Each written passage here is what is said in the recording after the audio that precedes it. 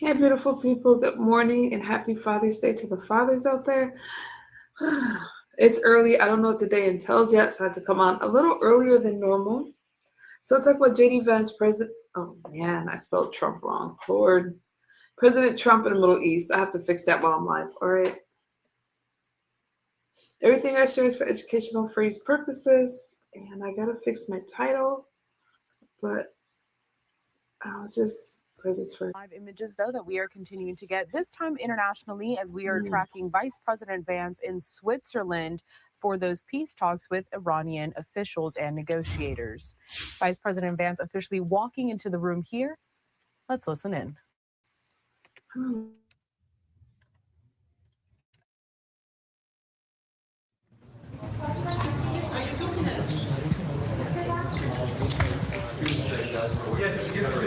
Give us 1 second, and they'll come in, and then the Vice President's going to some remarks and reports. Give me your mic. Okay. All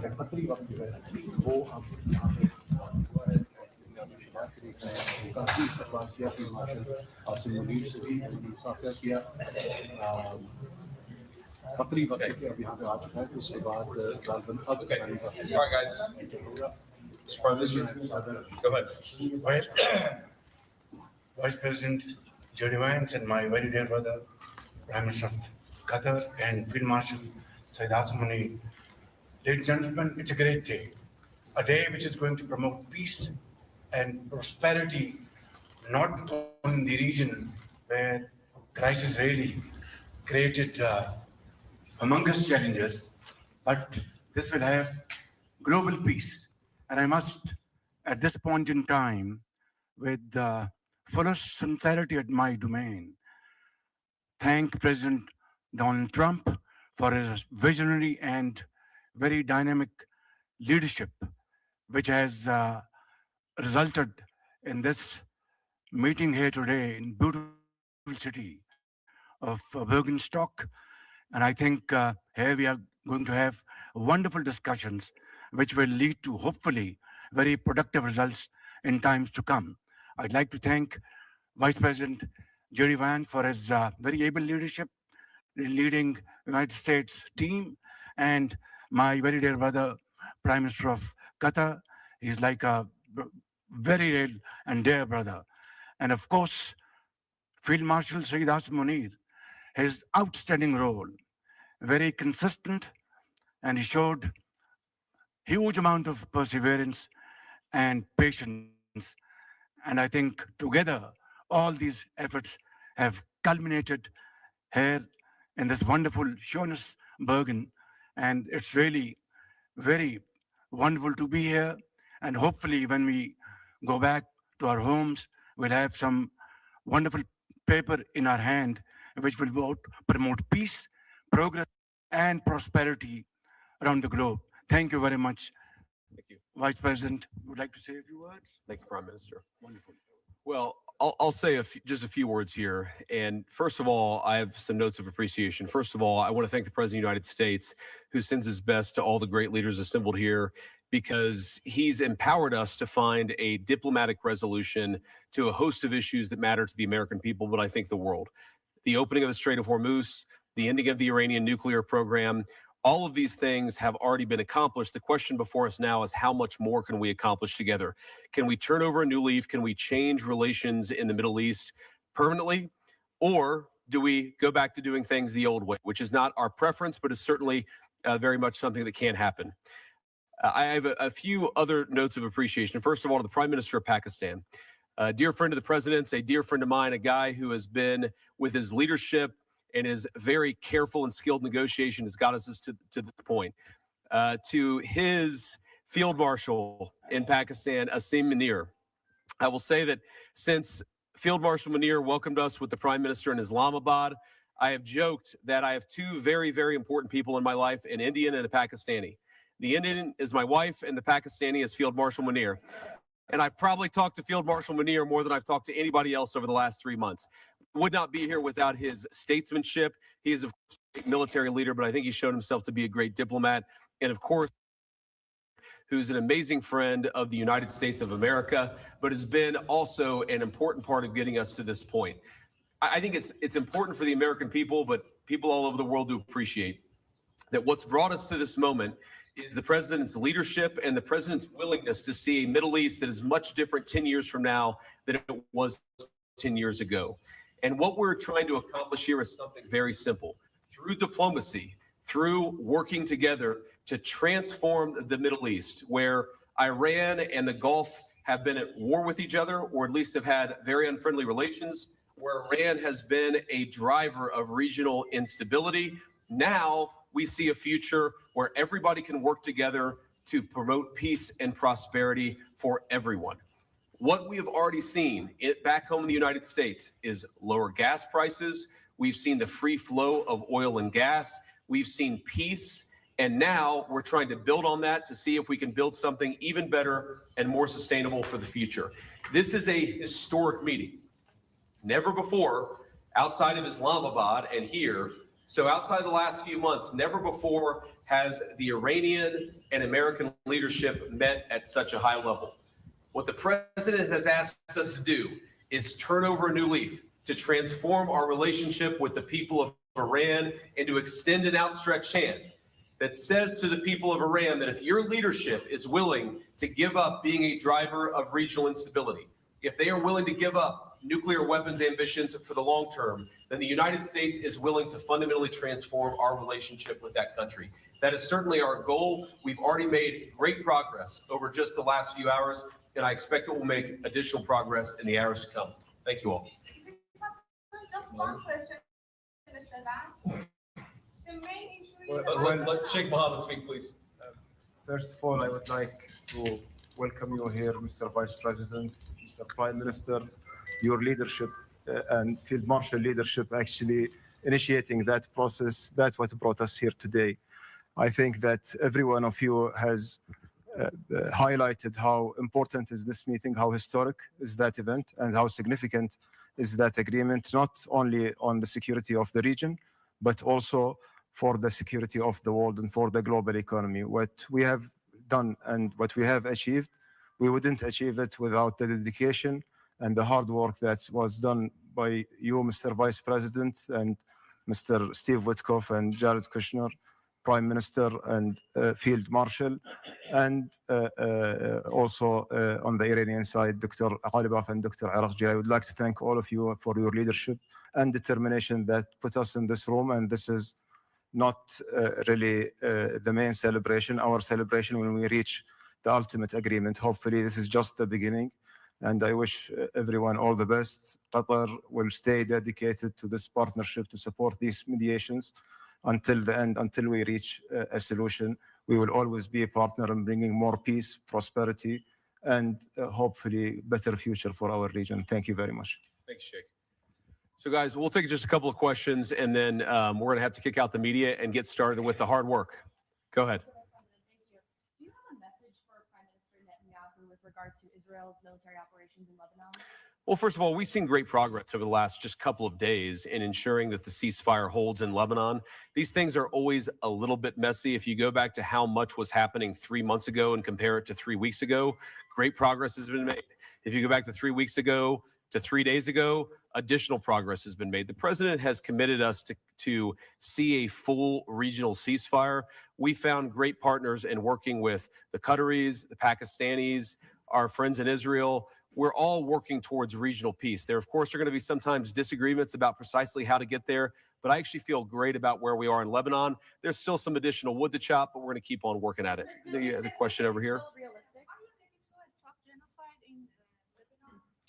As you know, your alignment, Israel has something like genocide in Lebanon.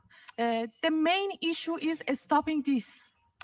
Well, ma'am, I think that the President of the United States and the United States of America have done more to stop the conflict in Lebanon than any government anywhere in the world over the last few months. And we're going to keep on working towards it. As I think a lot of you appreciate, peace is never easy.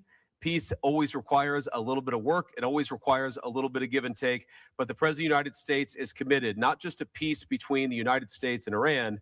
The president is committed to a regional peace, which is why we're here working so hard to settle our issues. The one last comment I want to make is What today really represents is the beginning of a technical negotiation that's not going to solve every disagreement, but is going to allow us to sit together as teams for the first time really in history to figure out what matters most to the respective parties, to settle those issues, to solve those issues, and get to a better tomorrow. The reason why the political leadership of the respective countries is here is because we wanted to, first of all, set up the structure for these technical negotiations, and second of all, make sure that our teams have our full support and know they can always call on us to break through any barriers. We got a lot of work to do. We're excited to do it. Thank you all for being here. Thank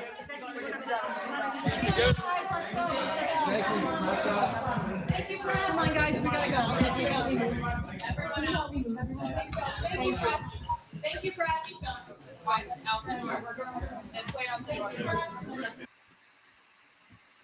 That was interesting.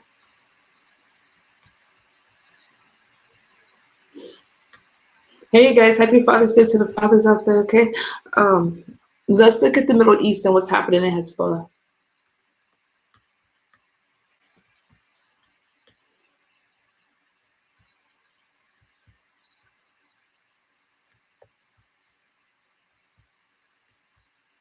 Breaking news here this morning coming out of Reuters and Fox News. Several outlets now reporting Israel and Hezbollah have agreed to a ceasefire set to begin at 4 p.m.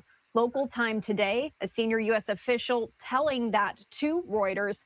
And all of this comes after Israel said it carried out overnight strikes across the region, while Hezbollah reported heavy clashes there on the ground. And this is just a live look as of right now at the Israel-Lebanon border. As you can see, that smoke is still coming up there as we've been showing this image throughout the morning. Now, here's the statement that we have in here from this official saying Hezbollah and Israel have agreed to a ceasefire. The official saying that on background, adding that negotiators for the U.S. and Qataris worked out the deal with help from Iran, going on to say we understand that after the exchange of fire earlier today, Israel and Hezbollah are now in a ceasefire. Now, we've also been hearing from President Trump this morning. He posted this before this news just came out. But speaking on Iran, he says the war has diminished Iran. It doesn't any longer have an air force, a navy, anti-aircraft equipment, radar, or practically anything else. And yet the Democrats say that Iran is better off now than it was 4 months ago. Can you imagine getting away with that? How stupid can some people be? The president also posting separately, we didn't meet out of desperation. Iran did. They are finished. We'll play out the 60 days. They get no money, not 10 cents. Now, a lot developing here, as it always is, as we continue to watch everything going on there in the Middle East. So before we bring in Jonathan Saye with the Foundation for Defense of Democracies, we wanted to ask you to write in what questions do you have about the conflict there in the Middle East. You can scan that QR code in the top right-hand corner of your screen, or head to livenowfox.com/connect. Once again, livenowfox.com/connect. All right, let's bring in our guest, Jonathan Saye with the Foundation for Defense of Democracies. Thank you so much, as always, for taking the time to join us here with this breaking news. Good morning. It's great to be with you. What is your initial reaction to this news? Of course, this is just coming in here, so we only had that preliminary information that I just read off to our viewers. What are your thoughts?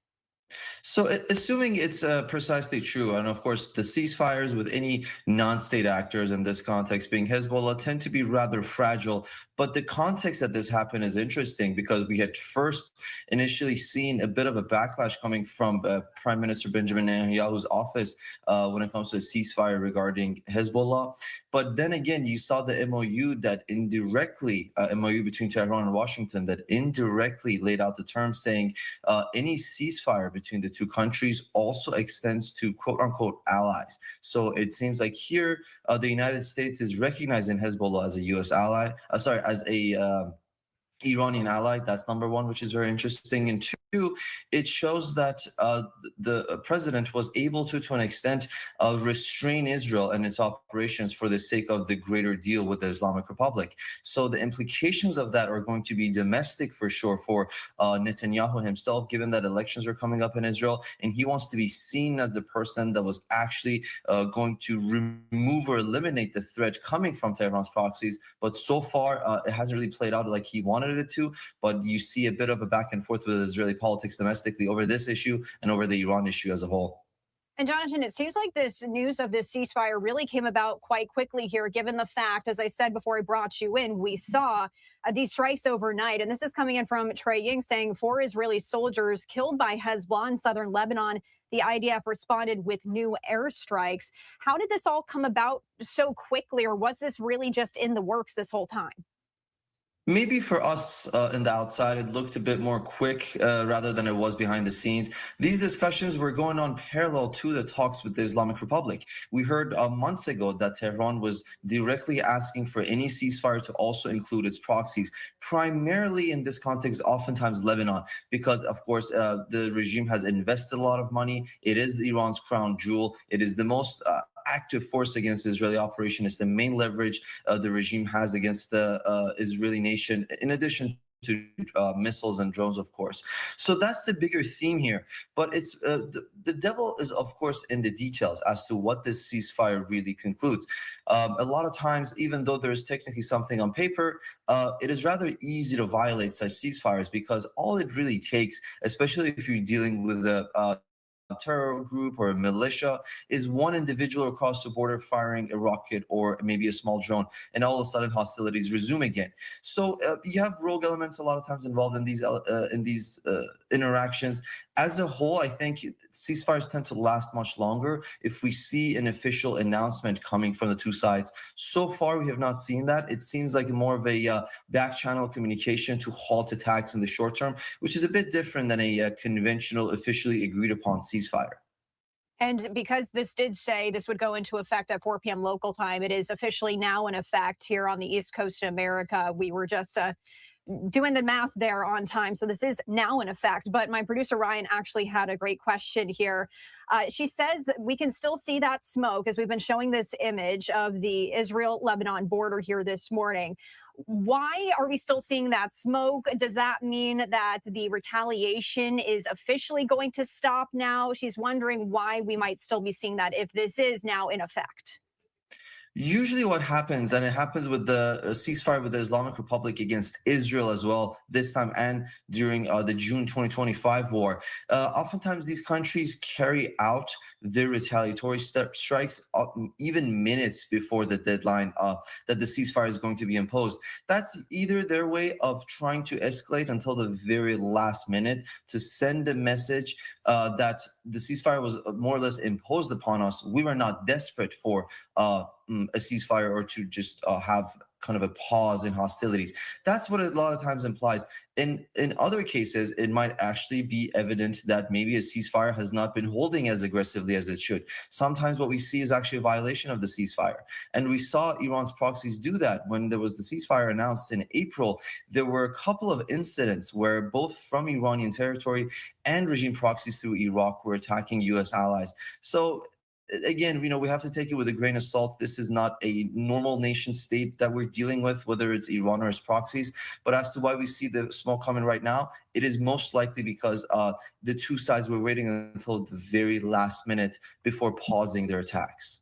All right. And thank you for providing that context here for us, Jonathan. Now, just kind of diving a bit deeper into what we do know here right now, we're told U.S. and Qatari negotiators worked out the deal with help from Iran.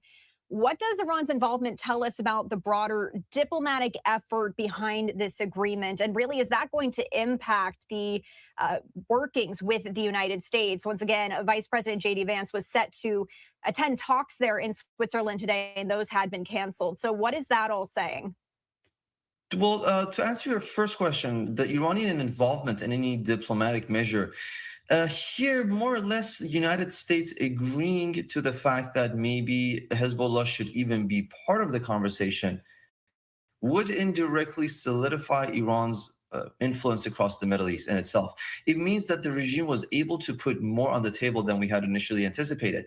When prior to the, recent round of talks, you saw the negotiation go on between the two, the idea was it would be a straight for straight deal, meaning the United States would ease the naval blockade, and parallel to that, the Islamic Republic itself would stop attacking the Strait of Hormuz.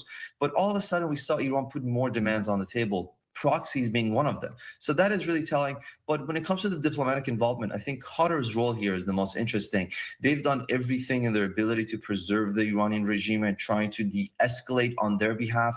Not to mention Qatar is holding billions of frozen Iranian assets. So in this context, it might also be suggesting that they're more or less involved in the banking transaction should there be sanctions relief for the Islamic Republic. So that's really the bigger theme here. As to why the vice president is not attending, we all have to speculate. It's tough to narrow down one reason. But one thing that is probably very telling is on the Islamic Republic side, I doubt there was any official that wanted their name attached to the deal to the extent that they wanted to travel abroad and actually officially sign it. I think on domestic,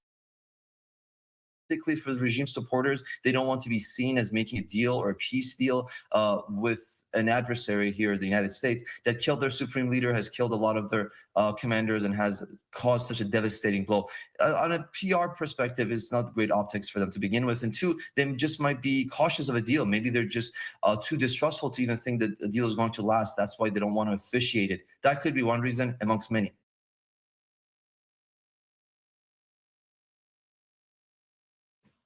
And Jonathan, we do have some viewer questions I do want to get to. But before I do, I just wanted to ask you, what are some of the biggest challenges that we're going to have to watch for with this ceasefire? Do you think it's going to hold? It's tough to assess. Oftentimes they do hold in a short term, meaning when hostilities are at the stake that they are right now for the two sides, it's just a matter of time until they somehow reinitiate the conflict again. So if you look at Hezbollah's capabilities and you look at Israeli capabilities, we are living in a, I guess, power dynamic that both sides think they can impose further cost on one another. That was not always the case. Oftentimes one adversary thinks they have the upper hand. Here, both feel quite emboldened. Israel's feeling very threatened because of the recent agreement that's also extending to Lebanon. On the other hand, Hezbollah's feeling very emboldened, feeling that they were able to, just have their, I guess, host country being the Iranian regime stay afloat, and now they think they have more capabilities to attack. So it seems like it's a matter of time until these resume, but I guess both sides could have a few minutes just to, I guess, in the military terms, to rearm, to regroup, to re-strategize, and to see what would be the key reasons for resuming hostilities again. What is the long-term goal for each side to attack the other adversary? Jonathan, I do just want to get to some viewer questions here that have been coming in. And before I read this next one, I just want to provide a little bit of context here, because it appears that Iran's Supreme Leader Mojtaba Khamenei authorized direct talks with the U.S., but that statement was issued in a statement read by state media. We have not seen Mojtaba Khamenei. So this question from Zach: what is the status of the Islamic Republic's government? Who is making decisions and speaking with U.S. negotiators? That's an excellent question. And you were quite right about how you characterized how the new supreme leader's, I guess, authority is seen. We have not heard him. We have not seen him. The best we've gotten is more or less a written statement. We're relying on leaks suggesting that he's either alive or he's in capacity to actually lead the regime in Tehran. So that's it's a bit tough to narrow down. But reading the statement coming from him, very similar to his father. In both cases, they want to have enough plausible deniability. On one hand, they do say they authorized the deal because others and other experts and other within the regime advise them that it's the right deal, but they're cautious about it, just leaving a bit more room. Should things not work out, they're not seen responsible as a person in charge of the deal. And that's what happened with the 2015 JCPOA. The first, I guess, the second supreme leader, Khamenei Sr., that was eliminated in the first day of the war. He put out a statement saying, "I am not for this deal. I'm worried about the optics, but that said, I'll agree to it. Let's see what happens." We're seeing something coming from the son as well. As to who's in charge, of course, the supreme leader is calling the shots, but he's increasingly more relying on the Islamic Revolutionary Guard Corps, the IRGC, the main military and ideological body of the regime. But that was always the case, really. So when it comes to really, it's not about the regime's decision makers, it's the decision making itself. And we haven't seen a shift. We haven't seen any concessions or any de-escalatory, I guess, rhetoric or policies coming from the Islamic Republic. They continue to be more paranoid, and the more fragile they become, they resume hostilities to at least impose deterrence against their adversary. Jonathan, I also wanted to bring this up, this question. This is from Tyrone G. As he says, how does this MOU differ from the Obama era Iran deal? Are you able to share with us the key differences between the two? Well, to begin with, the MOU is a limited deal, so it is not as comprehensive as the JCPOA, Joint Comprehensive Plan of Action. And the JCPOA was very thorough in a sense that it was talking about the level of enrichment, where the uranium enrichment sites can be, what sanctions would be removed. So it was a bit more detailed because it was a later stage.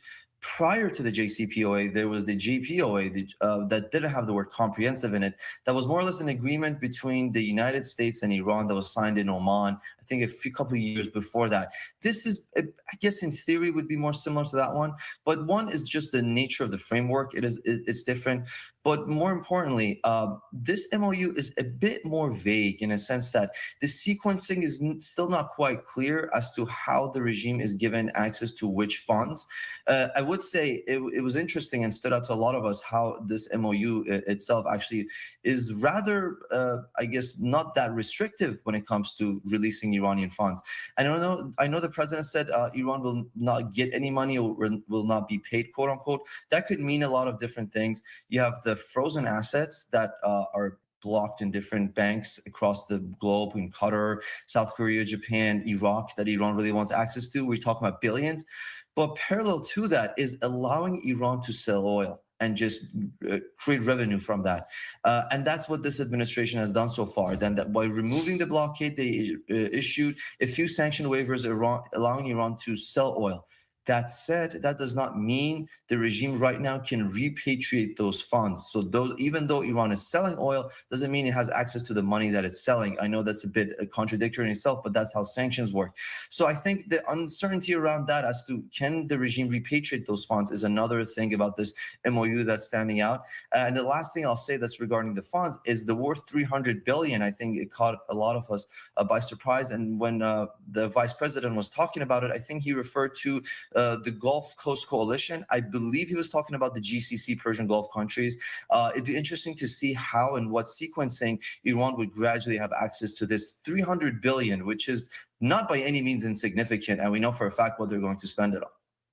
And Jonathan, just to wrap this all up here, we know that this ceasefire between Israel and Hezbollah is now in effect. But as we said earlier here, those talks that were scheduled in Switzerland today where Vice President J.D. Vance was supposed to be, those have been delayed partly because of these strikes that we saw overnight. So really, where does all of this go from here? What comes next?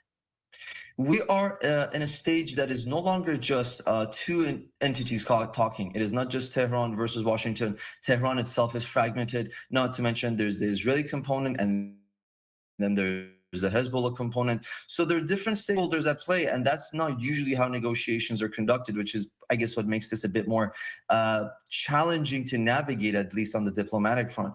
As to what's going to happen in the next few days, it really comes down to domestic politics on both sides. On one hand, the United States, we have the midterms coming up. It's important that Trump demonstrates that he was more or less somehow able to contain the Iran problem, if not resolve it. Similar for Prime Minister Benjamin Netanyahu. He has the same challenge domestically. People are looking at both officials saying how this war was different from the war of last year. What accomplishments did it have? And it's about how they can really spin that narrative in their favor. But given the MOU, that would be a tough spin and a tough narrative win for both sides, admittedly. But that said, it really comes down to the domestic angle there. But that said, we are in a stage where maybe almost all sides would more or less benefit from a ceasefire. But that said, giving up all the advantage and the sanctions framework that this administration has developed would be more or less giving up U.S. leverage. All right, a lot to watch as always. Jonathan, we appreciate you coming on to break it down. Thank you for having me. The only thing which would really change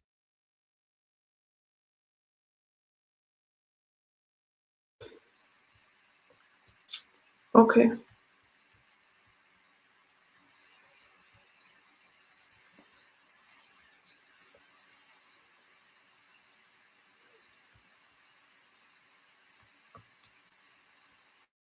You guys doing okay? Here we go. to be playing on this particular feed. I want to segue from this, though. Take a look at this. Images just coming into our screen. This is over in Beirut, Lebanon. Now, it does appear that possibly there's a small fire out there in the distance. Obviously, these peace talks between the U.S. and Iran also concerning the developments down there in Lebanon as Israel and Hezbollah continue to trade strikes. So there's a lot to get to in terms of these negotiations. I want to bring into the conversation now David Daoud. He is with the Foundation for the Defense of Democracies. He's going to join us now to help break down what we need to know amid these talks. So, David, good morning. Good to see you. Morning to you as well. All right, let's just start with the basics, though. I want to focus a little bit on Lebanon and Beirut specifically. I'm going to put back up these images on the screen. Again, I'm not entirely sure what we're seeing here. It could be a small fire, but let's talk about possibly, in your assessment, what have been the most significant developments in Lebanon within the last 12 to 24 hours? We've had continuation of Israeli operations in Lebanon. I don't know if that's necessarily significant. We've also had Hezbollah strikes on Israeli forces in Lebanon that have killed several Israeli soldiers. Again, this has been par for the course. The more significant part is what's happening behind the scenes between Iran and the United States, where Iran is creating a dynamic whereby it dictates the tempo of Israeli strikes in Lebanon through putting pressure on the United States by threatening to withdraw from negotiations or an ultimate deal. They've made, for over 2 months now, they've made the continuation or the very existence of talks between the United States and Iran contingent upon a cessation of Israeli operations in Lebanon, and they're starting to push towards both Hezbollah and the Iranians are pushing towards a total Israeli withdrawal from Lebanon. Now, that has not become a U.S. demand yet, and I emphasize yet, because we've seen a pattern where Iran, during negotiations with the United States, tries to create a new requirement for the continuation of negotiations. U.S. negotiators say we haven't heard of this before, and then they end up adopting the Iranian demand out of this desire to maintain the talks with Iran. So we haven't, again, that may be coming down the pipeline, we will see, but there has been significant U.S. pressure on Israel to minimize its operations, to reduce the number of strikes, to reduce the strikes in Beirut, while Hezbollah, meanwhile, from its side, through Nabih Berri, the parliament speaker of Lebanon, who a lot of U.S. officials, a lot of Westerners treat as a moderate, is somehow separate from Hezbollah. He often functions as the political cover for Hezbollah, has been repeating that Hezbollah will accept a ceasefire. He's negotiating on their behalf of Western interlocutors who don't talk to them, saying that Hezbollah will only accept a ceasefire if it includes not just the total cessation of Israeli operations, but an Israeli withdrawal from Lebanon. So a return to the status quo ante all the way back to October 7th of 2023, before Hezbollah, the day before Hezbollah attacked Israel, or recall that day Hamas attacked Israel, but Hezbollah attacked on October 8th. So that's what Hezbollah is trying to go to, and those are the more significant developments. Not necessarily what's been going on the ground, which has been going on for a very long time, but the political developments that could lead to a return to the situation that existed before this war ever erupted.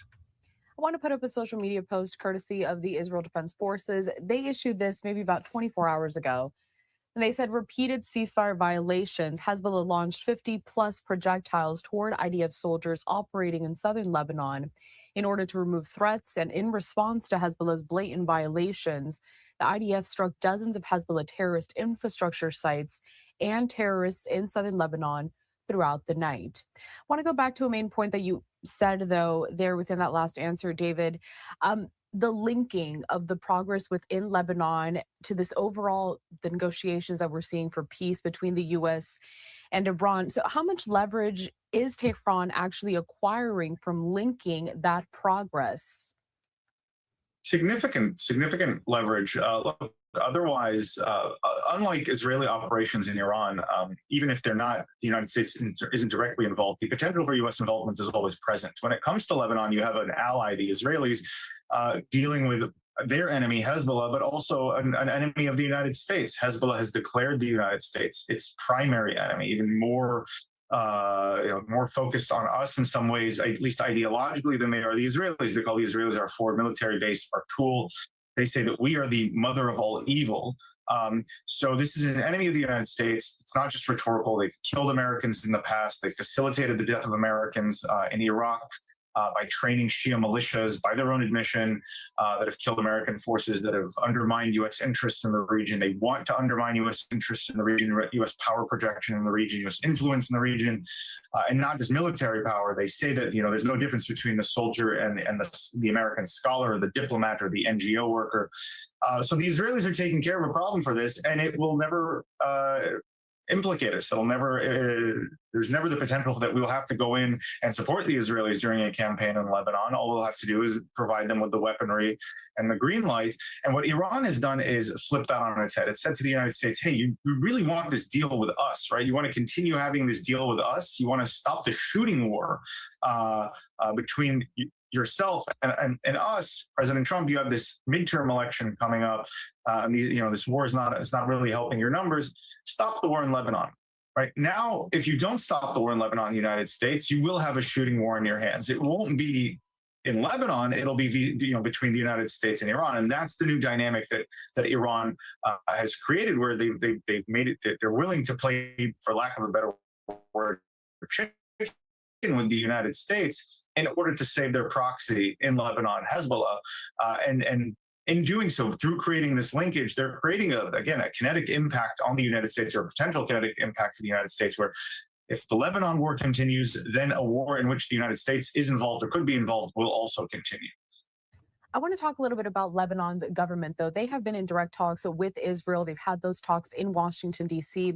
David, has there been any progress from Lebanon's government in their ability to be able to negotiate that security deal, a long-term security arrangement? Well, again, it depends on what you mean ability. They're negotiating just fine in some ways. The problem is, they're playing this game where they're saying this is entirely Lebanon's decision, and on the other hand, they'll admit that there's a linkage between, and I'm quoting the Prime Minister Nawaf Salam here, the Lebanon track and the Islamabad track, meaning that these two are contingent upon each other, and success in one could lead to more leverage for Lebanon. Right? This is an implicit admission by them, whereby to the West, they're usually saying, well, no, Lebanon is taking its sovereign decision in its hands, and this has a lot of people in DC excited. But in terms of actual progress, well, what do we mean there?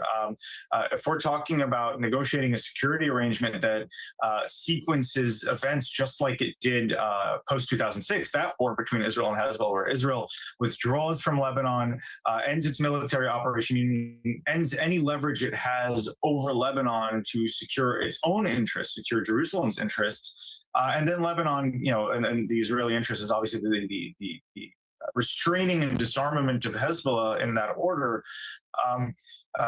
then not much has changed there. Lebanon is still asking for prior Israeli withdrawal, prior Israeli cessation of military hostilities, and then when it comes to Hezbollah, what they're saying is they'll talk about it internally. The Prime Minister himself said this, that the matter of arms, meaning Hezbollah's arms, will have to be a matter of national dialogue. The commander of the LAF, Rodolphe Heikel, yesterday, said that, again, this is not the first time he said it. He said it also after March. He said that the priority of the Lebanese armed forces is to maintain domestic stability. This is a code word for not confronting Hezbollah, because confronting Hezbollah, as the Lebanese and the Lebanese army perceive it, will lead to civil war. Again, this is not the first time he said it. He also said it after March 2nd of 2026, when the Lebanese government, on paper, banned Hezbollah's military activities. On paper, again, an unprecedented decision, but that task of disarming Hezbollah would devolve upon the Lebanese armed forces. And I think it was March 7th or March 8th, where, again, Rodolphe Heikel, the commander of the LAF, said then that the LAF would do nothing that would undermine domestic peace and security. Again, the code word for not disarming Hezbollah. So what they're saying is, Israel, make all these concessions, and when it comes to the Hezbollah issue, we'll figure it out in the best way that doesn't destabilize Lebanon. In the past, unfortunately, that has created a lot of leeway for Hezbollah to regenerate. We saw this over the 18 years between 2006, the prior Israel-Hezbollah war ended, and 2023 when the current Israel-Hezbollah war started. And we saw it between November 27th of 2024 and March 2nd of 2026 during the ceasefire agreement, the ceasefire period between the kind of the bookended that was bookended by two phases of the same war. We saw no action by the Lebanese government. So domestic peace and stability has always been a code word for inaction. That has allowed Hezbollah to regenerate. That has unfortunately not changed. We focus a lot on the U.S., Iran, Israel, Lebanon within these discussions that we have, especially over the developments there in Beirut. But a lot of countries are obviously watching all of this very closely. For example, I'm going to take us back out to the images that we have here inside of the room where foreign leaders are meeting for those U.S.-Iran peace talks. You have Qatar, you have Pakistan, Iran, the U.S. David, which external powers currently possess the greatest influence over events specifically in Lebanon? I would say Iran, Qatar, and the United States. If I had to order it, it would be Iran, the United States, and Qatar. What Qatar wants is just quiet Lebanon, right? It's not their activities in Lebanon don't necessarily parallel the way they operate in other countries where they actively fund and they have a policy of actively funding terrorist organizations, say with Hamas and Gaza.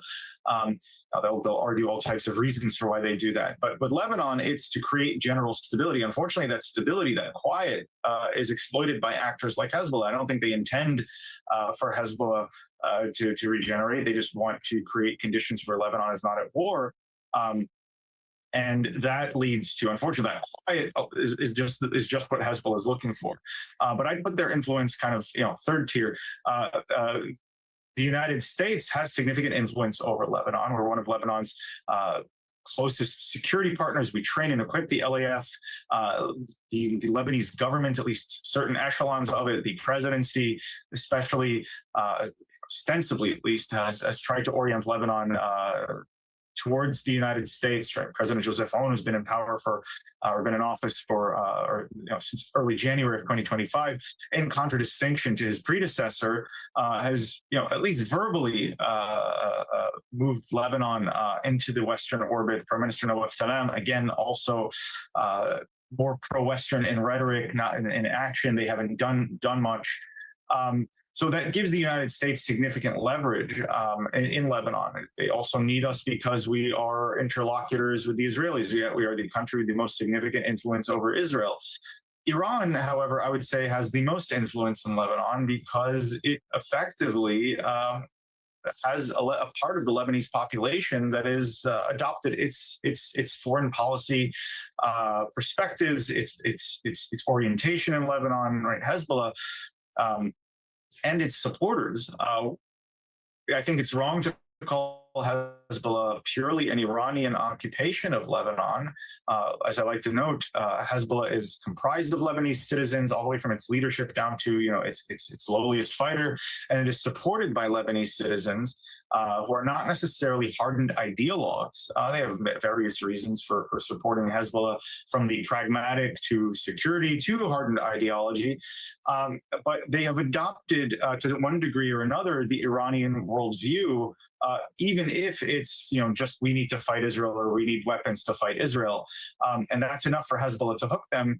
And that through Hezbollah, through this slice, this swath of the Lebanese population, Iran has significant decision-making influence within Lebanon. It can prevent, because Hezbollah has grassroots support, it can prevent disarmament. Because Hezbollah has grassroots support, Hezbollah has parliamentarians, it has cabinet members, it can project influence into the Lebanese government, into the Lebanese parliament, affecting legislation, affecting cabinet decisions, affecting appointments of officials that are earmarked for Lebanese Shiites within the Lebanese government, within the Lebanese security forces. So Iran, I would say, has the most influence in Lebanon, specifically because it has a proxy there that is Lebanese and that is supported by a large swath of Lebanese Shiites, if not the overwhelming majority of Lebanese Shiites, who are, as far as we can tell, Lebanon's fastest growing and largest sect. I want to wrap up our discussion, David, by focusing on the meetings happening in Switzerland today. Back out to the images that we have there. Now, a lot of the reporting I've been reading says that this meeting is going to be focused on Iran's nuclear program. Do you expect something significant to come out of this meeting with respects to Lebanon? Well, again, I think it depends on how much Iran pressures the United States for some kind of concessions on Lebanon, or for some kind of positive outcome for the Iranian side on Lebanon. What we know is that there's going to be a side discussion about this. What we know is that the IRGC yesterday said that they are not bound by any part of the agreement at all unless there is a ceasefire in Lebanon. So I think the Iranians are coming in trying to get, to create significant pressure even before they come into the table, significant leverage before they even come into the negotiation room to obtain a ceasefire in Lebanon. And we know there's going to be discussion specifically focused on Lebanon. I think that's where the Iranians are going to try to get as much as possible. Again, maybe not everything right now, but sequencing it with cessation of Israeli military operations, a halt to Israeli ground encroachment in Lebanon, because it has become encroachment. It's no longer a full ground advance. Just kind of freezing everything in place, at least for now. And I think that for them will be a good enough stepping stone, or at least starting point, to down the road. These negotiations are supposed to take 60 days until there's a final deal. During that time period, escalating their demands, perhaps making concessions on different portfolios, but linking that to an Israeli ground withdrawal from Lebanon. If I were the Iranians, that's how I could see them. That's how I could see them operating. So the end all be all of the Lebanon war coming to an end, no, but at least stopping Israel in place, halting Israel in place, freezing the war, stopping the damage to Hezbollah as a starting point to down the road, leveraging the progress of negotiations, leveraging concessions to extract a full Israeli withdrawal from Lebanon. That is very realistic within the next 60 days. David Daoud with the Foundation for the Defense of Democracies. David, we always appreciate your time. Thanks for joining. Thank you.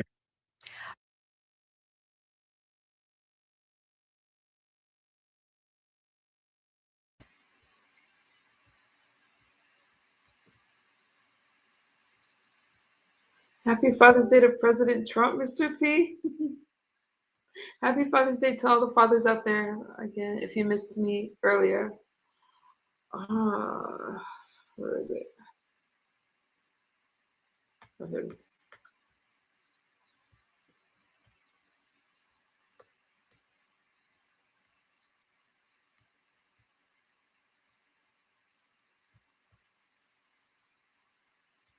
We'd like to bring in Vice President J.D. Vance. Mr. Vice President, thank you for being here. I want to start with where the peace deal stands. We are reportedly told that Witkoff and Kushner are expected to be in Switzerland today. You were at one point expected to possibly be there. Do you have plans? Will you go? Yeah, so we'll plan the talks when the principals from the Iranian government, also the Qatari and the Pakistani government arrive.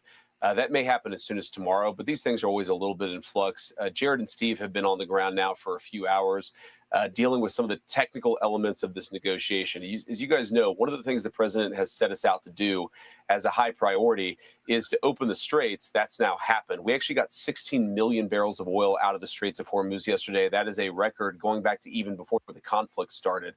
So you're seeing those ships move.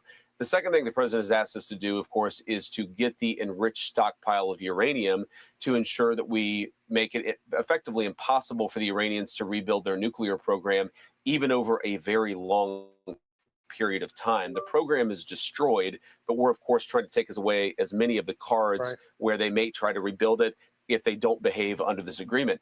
So that's the first part of the negotiation. My understanding, talking to Jared and Steve this morning, is things are going well. But of course, we're going to verify all of this. And that's the thing that, a lot of the criticisms of the deal have really underappreciated, is that the United States has all the cards. The straits are now open. The Iranian military is now destroyed.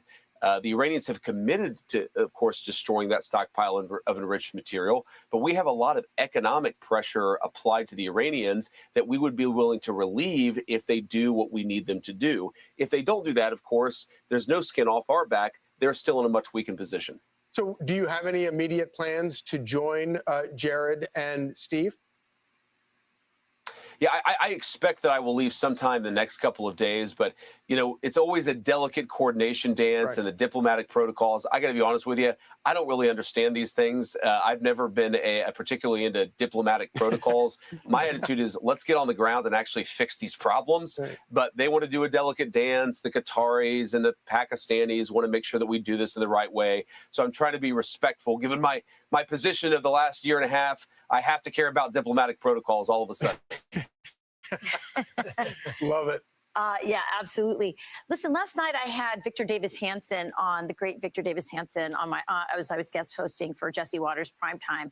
And he laid out in an op-ed, and we discussed it on the show, a lot of the misconceptions about the deal, the memorandum of understanding, and this potential peace deal with Iran. I thought he did a really good job doing that. I agree that there are misconceptions. But is it possible, Mr. Vice President, that there's not just misconceptions about the deal, but that there are different goals between the partners? In other words, is Israel's goal regime change at all costs, and America's goal is to make sure they don't have nukes and open the Straits of Hormuz? And is that where some of the problem is? And also, are you confident that you can maintain this ceasefire enough to get you to Switzerland and get this deal signed?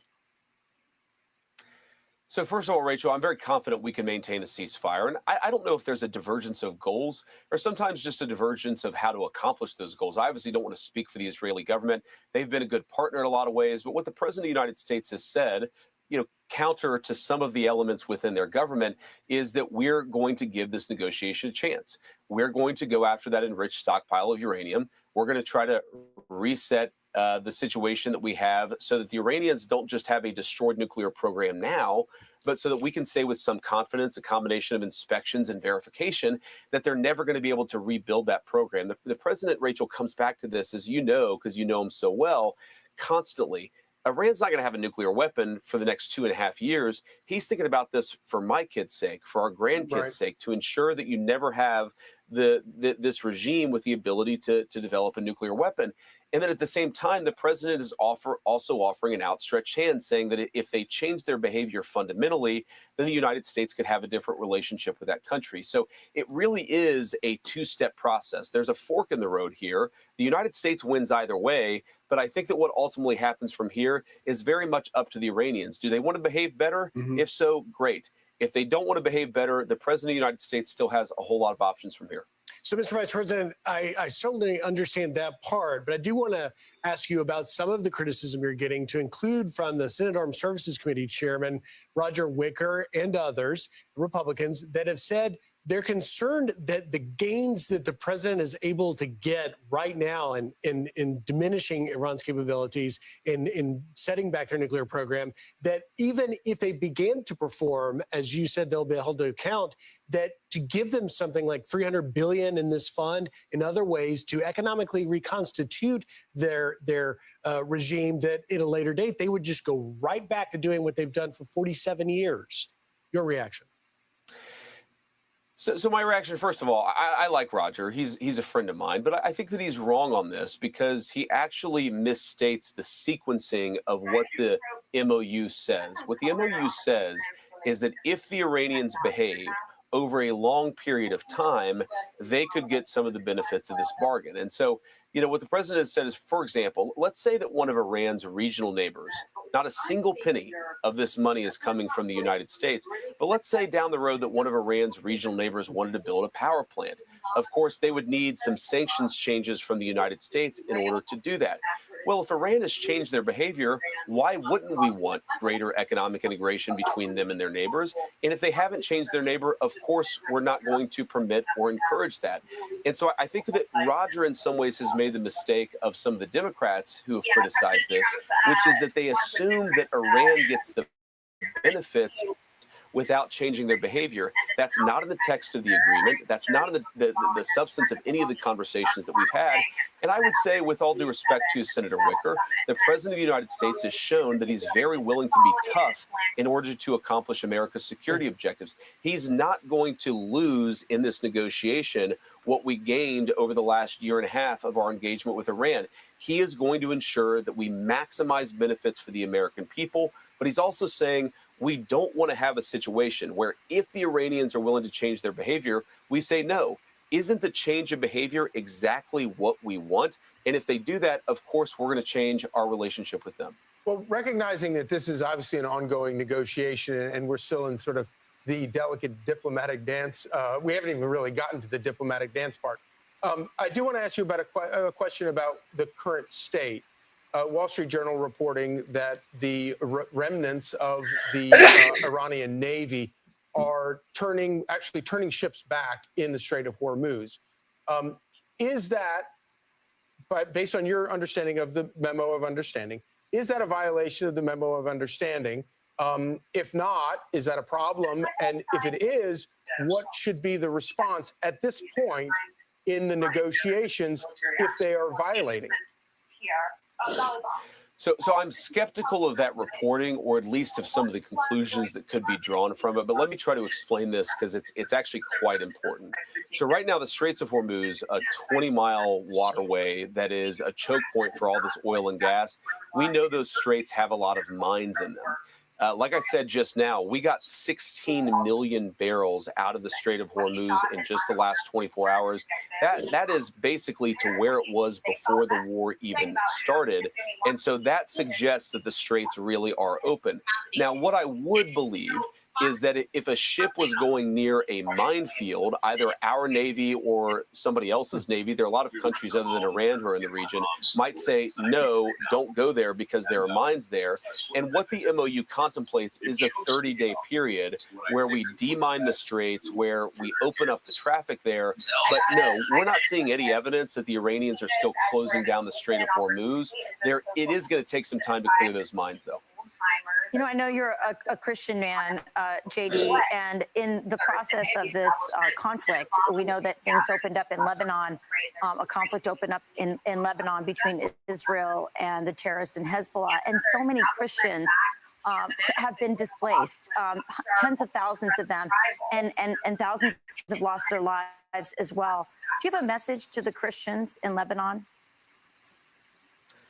Well, I would just say that to those Christians in Lebanon, keep your faith in Jesus Christ and know that you have a lot of good friends in the United States government who are trying to promote peace in the region. You know, the fundamental problem for those Christians, or the reason that those Christians face such violence, is because you have Hezbollah, a terrorist organization that has effectively taken up shop in Lebanon. Sometimes they're firing at the Israelis. Of course, that means the Israelis are going to respond in self-defense. And so there's this constant slow burn of conflict. It's actually gotten a lot better, Rachel, over the last couple of weeks, thanks to the work of the president, of Secretary Rubio, and of a whole lot of others in the administration. But sometimes peace takes a little bit of time to really take root. And that's what we're working towards. And that's really what we're working towards in the entire region, is just to change the way that we've done business. It's such a beautiful region of the world. There are so many Christians, Jews, Muslims who live there. Most of them are, of course, peaceful people. There's great economic potential. If you talk to our friends in Israel and the Gulf Coast, what they're saying is that if this deal really takes root, this could transform the Middle East in a positive direction. Obviously, we have skeptics of the deal, but I think we've got to give more voice also to the people who think that Donald Trump is on the verge of accomplishing something that has never been accomplished before. Yeah. Well, I commend you for you and the president working towards peace. It's certainly commendable, and it's a wonderful thing. So thank you for that. Mr. Vice President, can I change gears a little bit and talk politics? Because we have been speaking this morning about the rise of socialism. We're seeing, obviously, there in Washington, D.C., we now have expected to be Mayor Janice Lewis-George, who's a socialist. You've got Graham Plattner running in Maine. But then here in New York, we had Mayor Mamdani, along with Bernie Sanders, campaigning with a socialist candidate, Darlisa Chevalier, that is advocating for abolishing not only ICE, but also prisons. What do you make of the rise of socialism? Well, I'd say two things. First of all, my hope My genuine hope was that the lesson the Democrats learned from the 2024 election is maybe we should stop being so crazy. And unfortunately, the lesson that Democrats seem to have learned from the 2024 election is to lean into the most radical fringes of their party. I mean, you guys know this. I was raised by patriotic, Christian, blue-collar Democrats who loved this country, but they weren't Republicans. But I feel, unfortunately, that those patriotic blue-collar Democrats, they increasingly don't have a place in that party anymore, at least among the elected senior leadership ranks. The other thing I'll say about this is I always find it interesting when socialists tell me that they really stand up for working people and they want to protect working people, but they want to abolish ICE. And so what does that mean? That means a flood of low-wage immigrants coming into this country, competing for wages against the working people, black, white, and brown of the United States of America. You do not care about working people if you refuse to enforce the border. Stop pretending that you do. Yeah, they love to talk about class, and they love to talk about working class. Of course, people who actually know people who work don't call them the working class. They call them, as you just did, workers, but they've never met a worker if they think that their platform is supported by them. Be sure to like and subscribe for all the Fox News. You guys aren't liking my video. I won't go as long today, but you guys can hit that like button.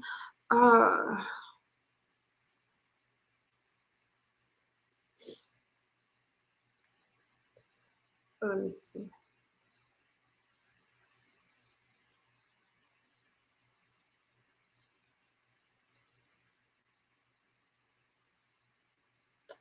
I can't see. There we go.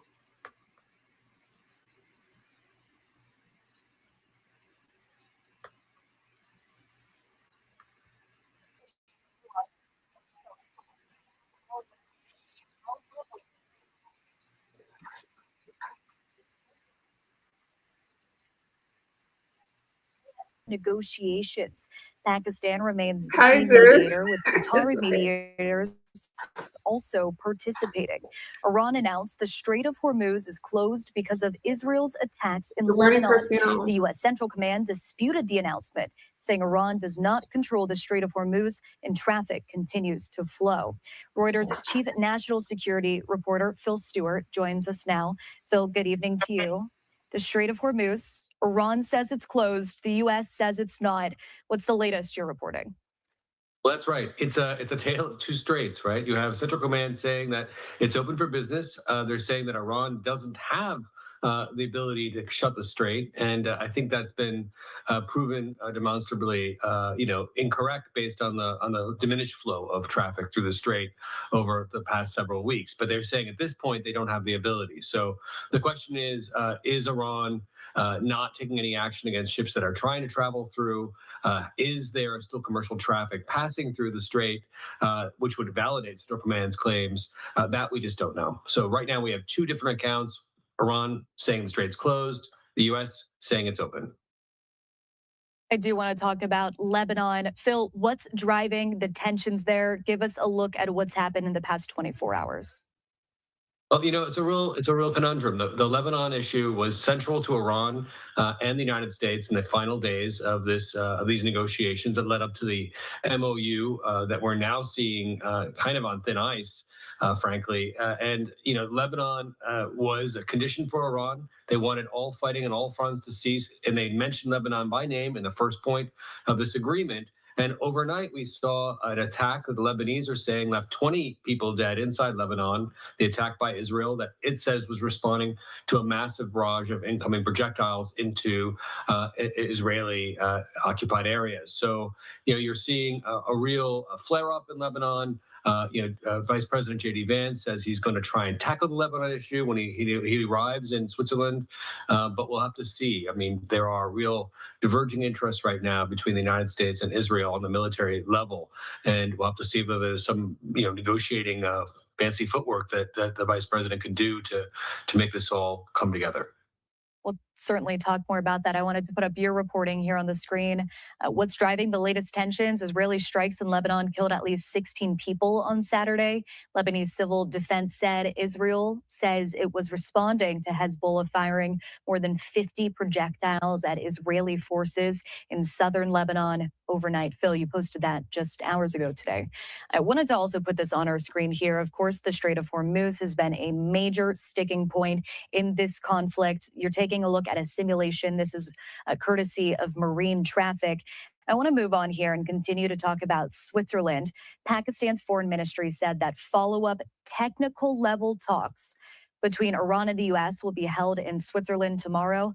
Bill, can you help us make sense of what technical level talks means? You know, the world has to kind of come to grips with the idea that we're in a very delicate, very prolonged phase of negotiations should the ceasefire actually hold. So, you know, so if everything holds and Lebanon doesn't wind up being a deal breaker, there are some very difficult, very thorny, issues related to Iran's nuclear program that have to be worked out by teams of negotiators over, many, many weeks. And they're giving themselves 60 days. A lot of folks who have experience dealing with Iran are saying that's probably not going to be enough. A lot of folks who are skeptical of Iran think that they may want to drag this out now that they'll be able to sell oil on world markets. So there's a real, we're getting into some very tricky territory right now where the real rubber meets the road. And, experts are going to have to figure out how to ensure that these negotiations make good on President Trump's, vow that Iran will never have a nuclear weapon, and Iran has also set out its maximalist demands as well. It hasn't forgone the right to enrichment, and nothing in the MOU actually addresses the final state of Iran's nuclear program. Bill, the meeting tomorrow. Why Switzerland as a venue? Well, that's a good question. I think that they found that would be an acceptable place for everyone to meet. It's obviously a bit closer than Pakistan, but we'll have to see whether that winds up being a repeat venue for these talks or whether they move somewhere else. But obviously, the IAEA, which monitors Iran's or had monitored Iran's nuclear program prior to the last summer's start of the conflict with Iran, with Operation Midnight Hammer, when the U.S. bombed Iran's nuclear sites. The IAEA had been, monitoring Iran's nuclear program for some time, and they are based in Switzerland. So that organization, could potentially play a role here in a future agreement, and that's a big part of it. But we don't know whether these negotiations will move somewhere else. Couple more points I want to discuss with you. I'm going to put up this Truth Social post from the president saying there will be no tolls in the Hormuz Strait for 60 days during the ceasefire period, and there will be no tolls after the 60-day period has expired unless they are imposed by and for the United States of America.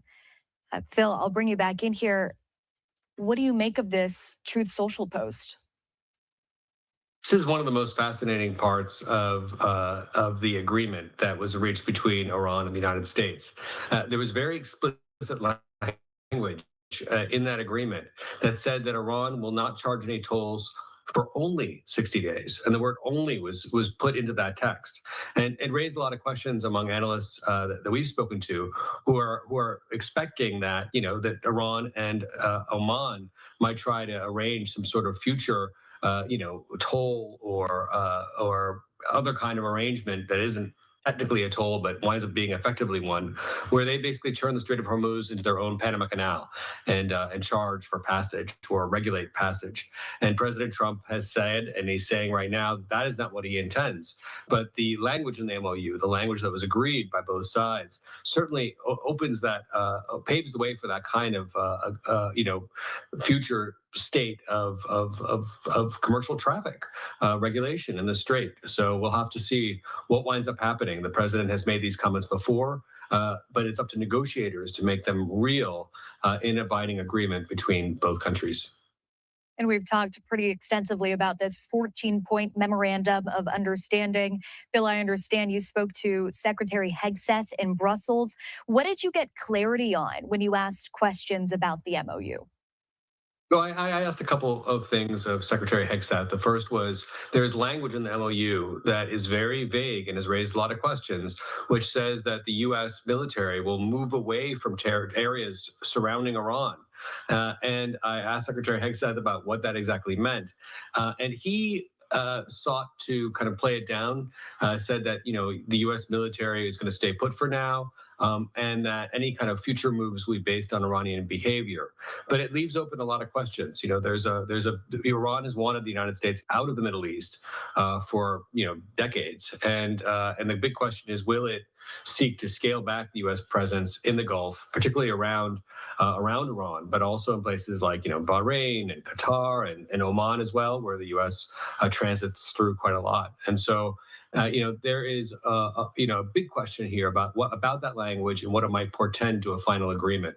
I also asked Secretary Hegseth about criticism of the Iran agreement by folks in Israel and in the U.S. Congress, and he again defended the agreement and said that it was made from a position of strength. Were his words. So Secretary Hegseth was quite resolute in defending the agreement and defending the U.S. Leverage that was created through its military action. A lot of criticism in Israel and elsewhere about the terms of the agreement and whether or not it gives away too much U.S. leverage too soon before any of the real hard negotiations over Iran's nuclear program have taken place. Great reporting. Phil Stewart of Reuters, we appreciate you coming on live now and sharing all of your reporting. Thank you. Nice questions from our wonderful media.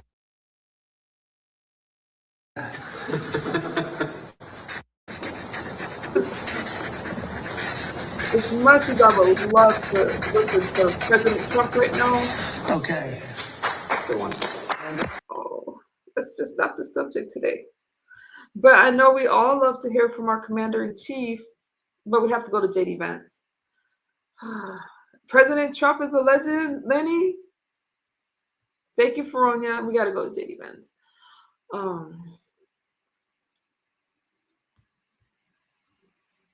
Because he met with Iran and Pakistan and Switzerland. So that's what we're talking about. But don't worry, we'll get to Trump later.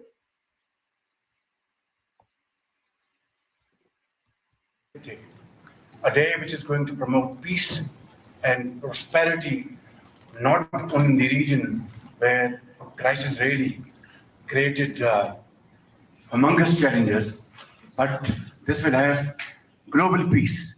And I must, at this point in time, with the fullest sincerity at my domain, thank President Donald Trump for his visionary and very dynamic leadership, which has resulted in this meeting here today in beautiful city of Bergenstock. And I think here we are going to have wonderful discussions, which will lead to hopefully very productive results in times to come. I'd like to thank Vice President J.D. Vance for his very able leadership, leading United States team, and my very dear brother, Prime Minister of Qatar. He's like a very real and dear brother. And of course, Field Marshal Saeed Asim Munir, his outstanding role, very... Thank you for the gift, Lenny. I appreciate you. Consistent, and he showed a huge amount of perseverance and patience. And I think together, all these efforts have culminated here in this wonderful Schönes-Bergen. And it's really very wonderful to be here.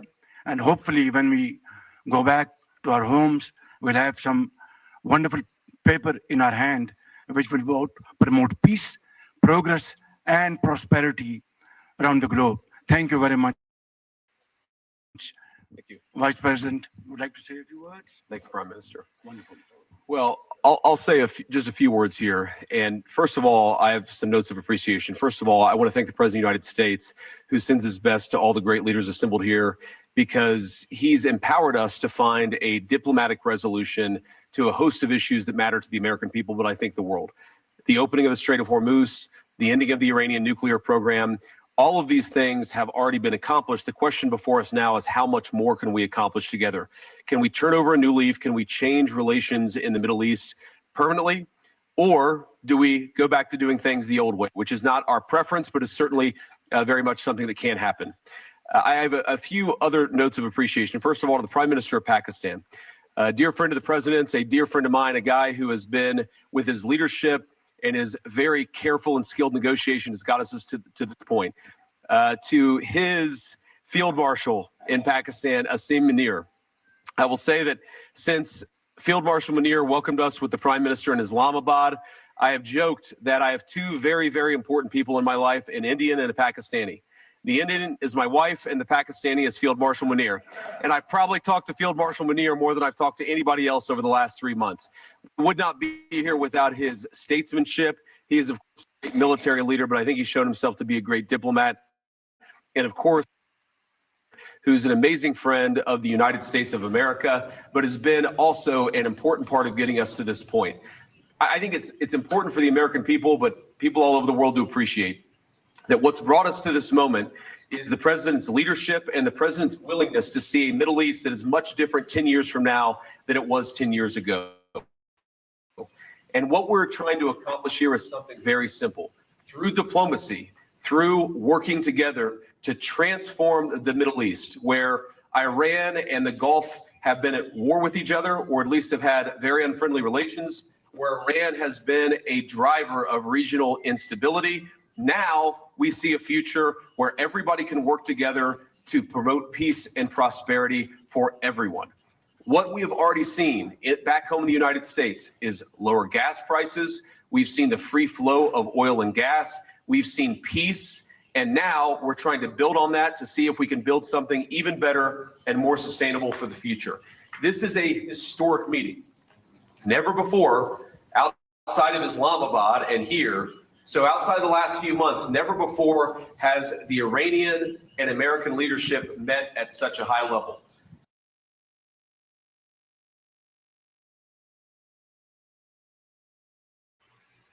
Okay.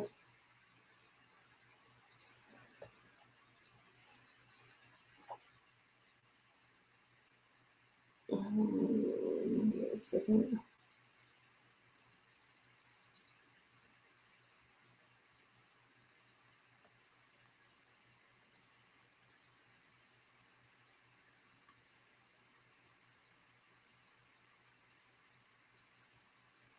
An absolutely disastrous memorandum of understanding with Iran that undoes all the hard work he put in over the last 4 months. That work was significant. The Trump administration squashed Iran's nuclear program in Operation Midnight Hammer and further reduced its missiles and nuclear capabilities by decimating the country's military and industrial base in the first few weeks of the campaign. Yet now, 100 days later, the president has signed a memorandum of understanding that will make Iran stronger than it was before we engaged it militarily, due to the MOU's massive concessions to the Iranians.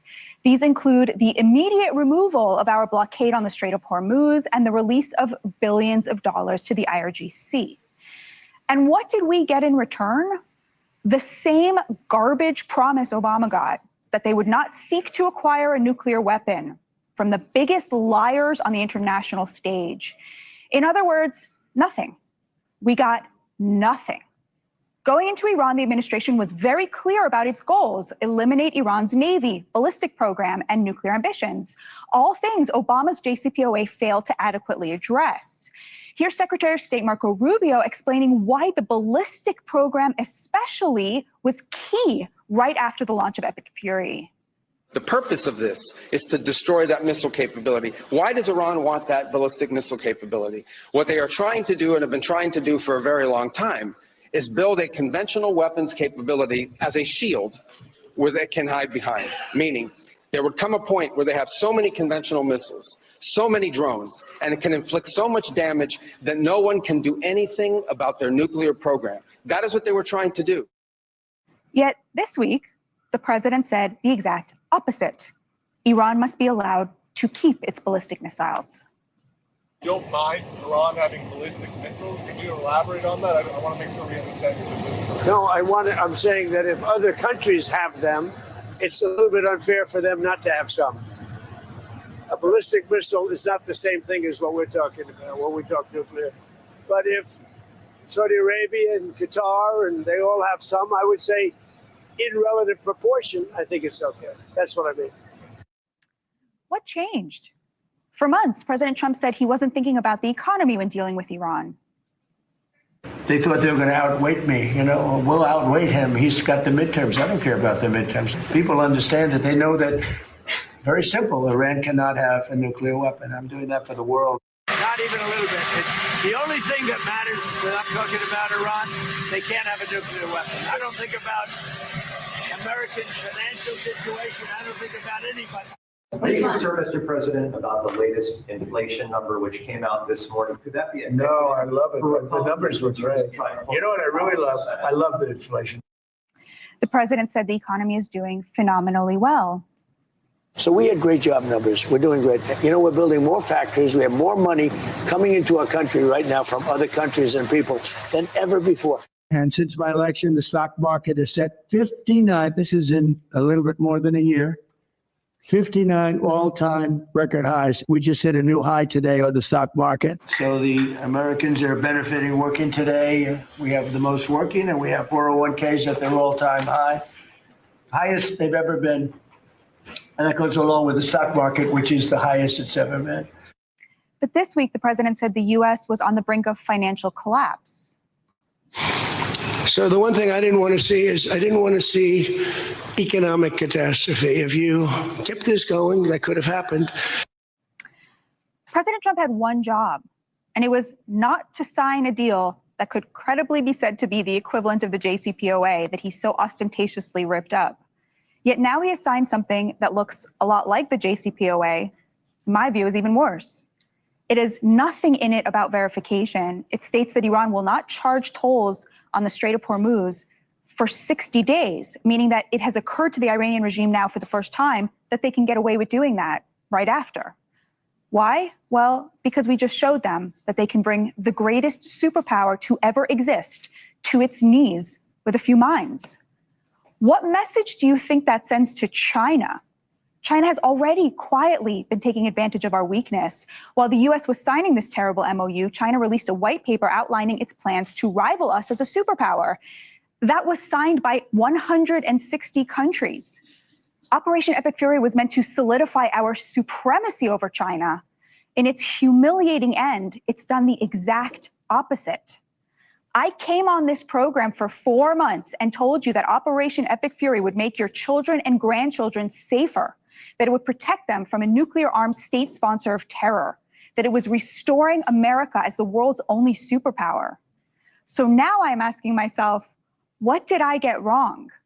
Here to help me is Katie Pavlich, host of Katie Pavlich Tonight on News Nation, and former Republican Congressman Peter Meyer, co-founder and head of strategy at the New Industrial Corporation. Thank you both so much for being here. There are no two people that I more want to talk to right now. So Katie, character for the president. Former Republican Congressman Peter Meyer, co-founder and head of strategy at the New Industrial Corporation. Thank you both so much for being here. There are no two people that I more want to talk to right now. So Katie, I'm a big fan of this president, and I feel so flummoxed about what's happening here. You know him very well. You've known him for a long time. Explain to us what his thinking is. Well, I don't know what his thinking is because I have not spoken to him about this particular situation. However, when you look at the way that this MOU is written, it is very out of character for the president. It is not in line with the way that he has handled the regime, not just in the past 4 months, but his rhetoric towards the Iranian Islamic regime since the 1970s when they took our people hostage at the embassy in Iran and solidified their colonization of that country. In terms of what's happening politically, I think he does care about what's happening. Of course, the president cannot continue with his domestic agenda. If Democrats win the House, they've said that they want to impeach him on day one if they take back power. So that's certainly a consideration.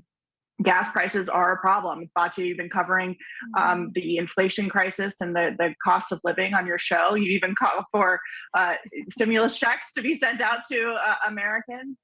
And the fact is that Americans have been dealing with very high prices for 6 years now as a result of the Biden administration, and inflation is something that never goes down. You can just simply stop it from getting worse. But in terms of the path forward here, this is an MOU. This is not an international agreement. This is not something that is official that is going to be put into play. This is a negotiation to get to permanent terms if we get there. Let's not forget that there were 9 months between Operation Midnight Hammer, when the United States with the Israelis bombed the nuclear sites. Right after that, President Trump was quite angry with the Israelis and the Iranians because Iran broke the ceasefire. Israel was going to respond. He called and turned the planes around, and that stopped right before he went to NATO last summer. Fast forward 9 months, and you have Operation Epic Fury. So I'm not convinced that this is the end of the line here in terms of the military action. The blockade has been pulled off, but the military assets are staying in the region. And it's all about what the Iranian regime is willing to do in terms of upholding their end. And so far, even today and this week, we've seen that they are not willing to do that. Right. So, Peter, I reached out to you. Actually, I started stalking you because you tweeted something along the lines of, I think people are overreacting. There's a positive spin on this. There's a way to see this that's not so bad as what people like Batya Sargon are saying. So tell us how you... Sorry, but as an American, this absolutely boils my blood to see a country that we just utterly defeated speaking about this in this way, not just because of the humiliation of it, but because of the signal it sends to China.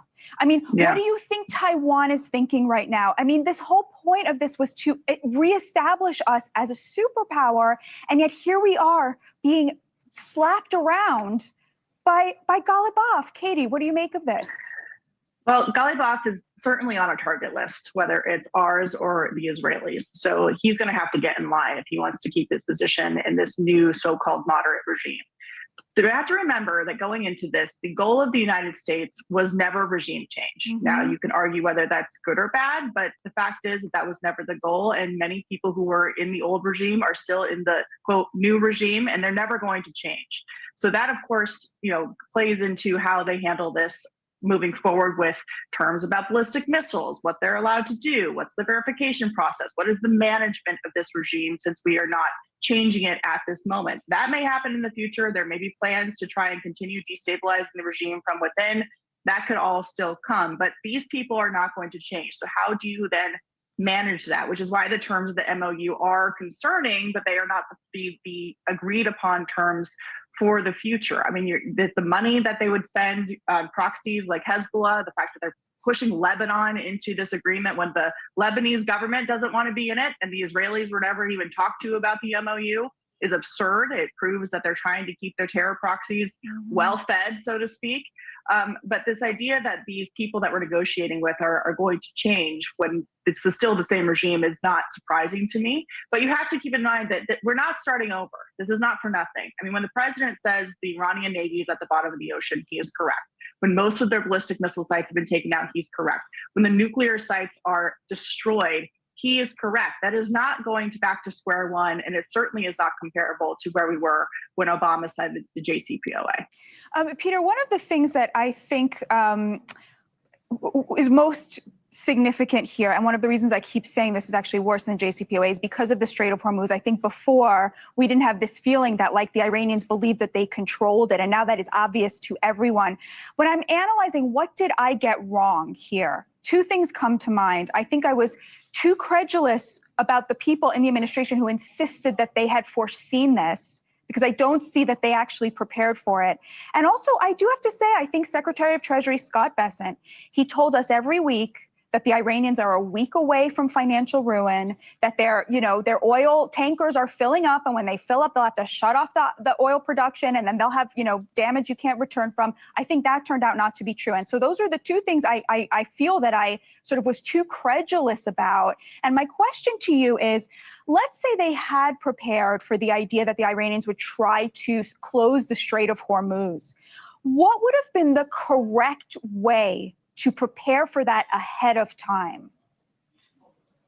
Yeah, I mean, to me, the knowledge that the Iranians could close down the strait was always there. I mean, there's actually a pretty informed and rational read that they would not want to close it down because they are also massively economically dependent on the strait. And so it's a little bit of cutting off your nose to spite your face. But also, I mean, I was shocked that they were bombing Qatar. They were bombing Oman. That they were not even just bombing U.S. facilities in those areas, which we had oftentimes cleared out ahead of time, you know, or otherwise kind of had made plans. They were bombing civilian infrastructure in countries that were their allies, negotiating partners, where they had investments. So there was just a degree of irrationality that was, I think, to their long-term detriment that has not put them in a better position. And just quickly to the prior point, like we killed their entire senior leadership, like their supreme leader, Ayatollah Khamenei, he's dead. Like this is not JCPOA time. We've inflicted $500 billion to $1 trillion worth of economic damage on their country. They are in a tremendously bad place. So I'll be perfectly honest, when they're, you know, trying to find some cold comfort in words, I don't take that personally. If anything, you know, that gives me some succor that they may ultimately get to a point of being able to see the light at the end of the tunnel. And don't forget, some of our closest allies today, we bombed the tar out of them not too long ago. Thank you for watching. Subscribe below and download our News Nation app right now on your phone. That was painful to watch, but you know, I share both sides, the right and the left. But man, that was pretty brutal. Okay.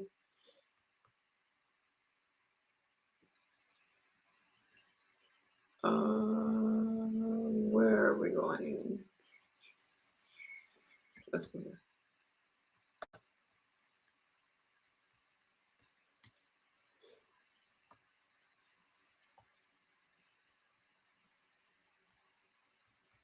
Hal Kemper, national security analyst, joins us again. We've now moved to a discussion of the latest with the war between Russia and Ukraine. Hal, what is the latest with the military campaigns in this war? Well, Alexandra, it's really shifted, and this is something that's been happening over the last couple, 3 months, is the war has changed. Russia's narrative has always been that we will inevitably win, that we are always on the offense, that we're always taking territory. And for a long time, they were at horrendous cost, but they were taking marginal gains in territory. Things have shifted, and they shifted dramatically. The drone, and we've been watching this for a while, the drone production cycle, the ability of Ukraine to produce drones, whether they're first-person view drones are used on the battlefield, whether they're longer-range drones, intermediate range, they can go to like 25 to 200 kilometers beyond the battlefield. And then, of course, these long-range drones going out 1,300-plus kilometers, hitting places like Moscow, St. Petersburg, and well beyond Moscow and St. Petersburg. This has changed the whole war. And so all of this is happening. It's kind of culminating this spring and summer. You saw these dramatic strikes that they had with the Ukrainian drones in Moscow, basically setting a refinery on fire. The reports in Moscow is not only was Moscow covered with dark smoke, but it was raining oil.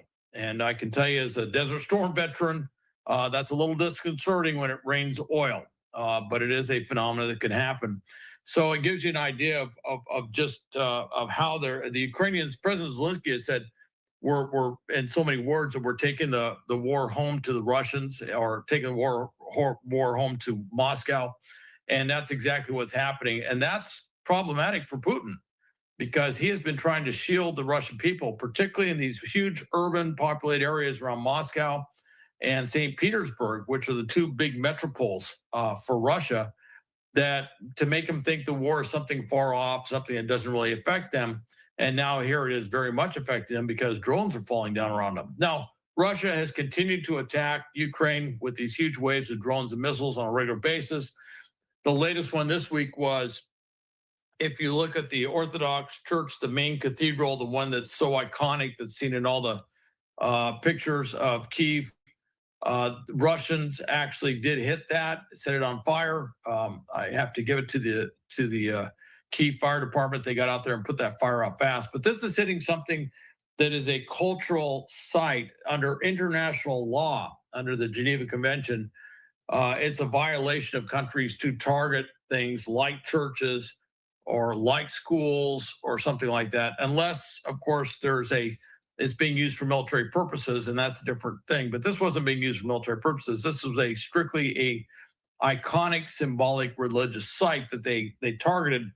And so the difference now is when Russia does things like this, Ukraine can respond and is responding in such a way to bring that back to Moscow, to bring that back to St. Petersburg.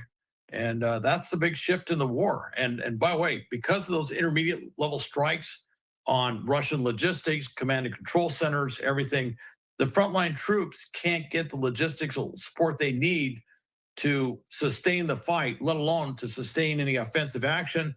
Anytime they get up and try to attack, particularly if it's mechanized, these first-person view drones just rain down on them. And there's about a 15-kilometer no-go zone, as they call it, or drone zone, which reminds me of some have called it like no man's land, kind of referring to the area around the front of World War I, where drones simply dominate to the point that the Russians can't move. The other thing that the Ukrainians are doing, it's not just the air. They're also using these robotic drones on the ground to go up and do attacks. They've actually attacked positions and taken those positions.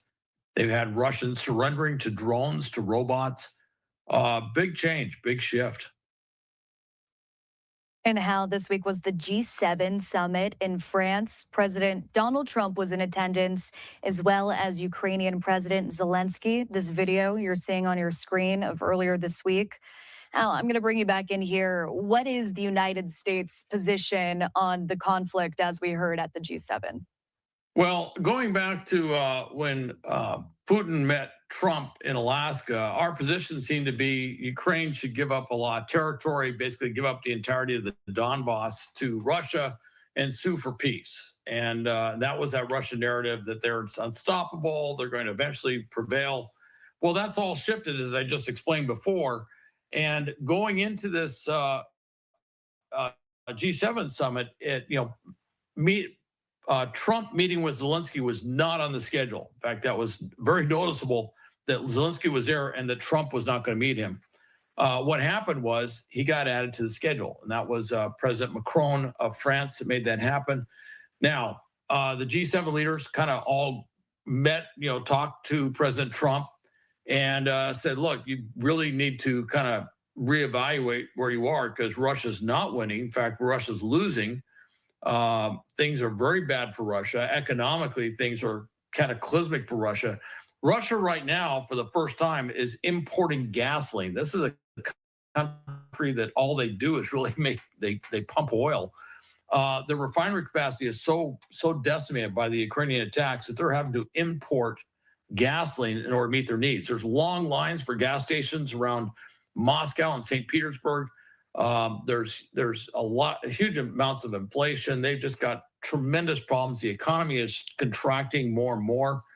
It's going to kind of hit critical mass at some point. I don't know if it'll be this fall or next year, but they're having tremendous problems with that. And they've made this very clear that the U.S. position, which has been under the Trump administration very conciliatory, accommodating towards Russia, needs to shift, and that Ukraine will prevail. And there were some changes. President Trump announced that he was going to reimpose the sanctions on Russian oil. As of this moment, I don't know if he just said that or we've structurally actually done that. That was not clear to me, but he did indicate he was doing that. And then an agreement or a discussion or an agreement was announced that we were going to do a joint production of a variety of things on the weapons side with Ukraine, which I thought was very constructive. The other thing that's kind of interesting in the background is we've been going to Ukraine to ask them about drone and counter-drone technology. Talk about a shift in roles over the last 4 years. We're now going to them to see if we can get some of their expertise, some of their actual weapon systems, counter-drone, particularly these low-cost drone interceptors, and working with them on that. So that's a big shift. And after what we just saw in the Persian Gulf, President Trump very much realizes our vulnerability to drones and the fact that we've got to do a lot better than shooting a $35,000 drone out of the sky with $1 million anti air defense missile. We have to change the way we do business. All right, Hal Kemper, national security analyst. We appreciate you coming on with us at Live Now from Fox, sharing your insights and your analysis. Thanks, Alexandra. Okay. All right. This past week, Ukraine sent. All right, you guys, I'm going to switch the subject before I get out of here real quick. Are we still friends? See you guys cutting up in my chat. That's fine. In case you haven't heard about this, I don't know when or how this happened, but here we are. Pizza Hut. Oh, wait. Where's my video? Are you guys good? I have to get ready for church soon. So, hi, George. I see you. Now from Fox, I'm your host, Anna Marsick. Pizza Hut has been a staple for decades, but some news came out this week. Take a look at that post from Reuters. Yum Brands announced it is going to sell Pizza Hut for $2.7 billion, splitting that deal between Yum China Holdings and private equity firm Long Range Capital. So this deal is worth about $2.7 billion total. Joining us right now to break down what this means for the brand, we are joined by Bloomberg restaurant analyst Michael Halen. Thanks so much for joining us here live now from Fox. Thanks for having me. Yeah, so first things first, let's just break down this deal. Who are these companies that are buying Pizza Hut? Yeah, so the Chinese business is going to be bought by Yum China, which is publicly traded out there in China, has been, Yum Brand's largest franchisee for quite some time. They were partnered in those restaurants with Yum Brand, so this made perfect sense. Long Range is, a private equity fund. They've don't have a ton of experience in restaurants, but they clearly see an opportunity to turn around Pizza Hut, which, has been, a tough go for Yum Brands for the last, decade plus. And Yum Brands has, of course, owned Pizza Hut for a while now. So why did they decide that now was the right time to sell it? Well, it's really the new management team. A new CEO came in, Chris Turner, and he's just more aggressive, I think, than his predecessor, right? And so they're not wasting any time to kind of re-image Yum Brands. And this was a key piece of the puzzle because it really gives their management team and their executive team, which is known to be as good as there is in the restaurant industry, a chance to focus on its primary growth drivers, which are Taco Bell, which is an absolute monster in the US and around the globe, and KFC, which is very strong internationally. How exactly is this Pizza Hut deal being structured? Yeah, so this is going to be a cash deal. It being private equity, I assume they're going to borrow and lever this business up.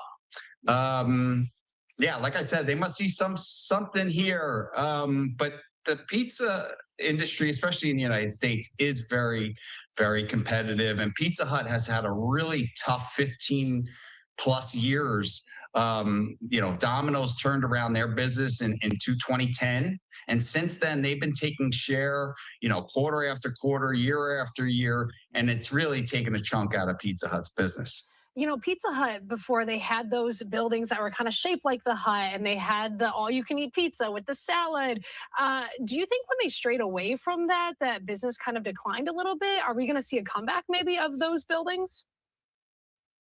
I think the buildings are tough because people want their pizza delivered fast and easy. And Pizza Hut was trying to convince their franchisees to open more of these smaller delivery-only stores because they make a lot more money, right? They're cheaper to build.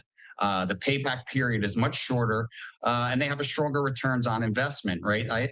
In my opinion, that real estate has kind of been a yoke on its neck for quite some time. I'd say the other reason why, this chain has struggled was in the U.S. anyway, has really been the quality, right? That we've seen a degradation in the quality over the years.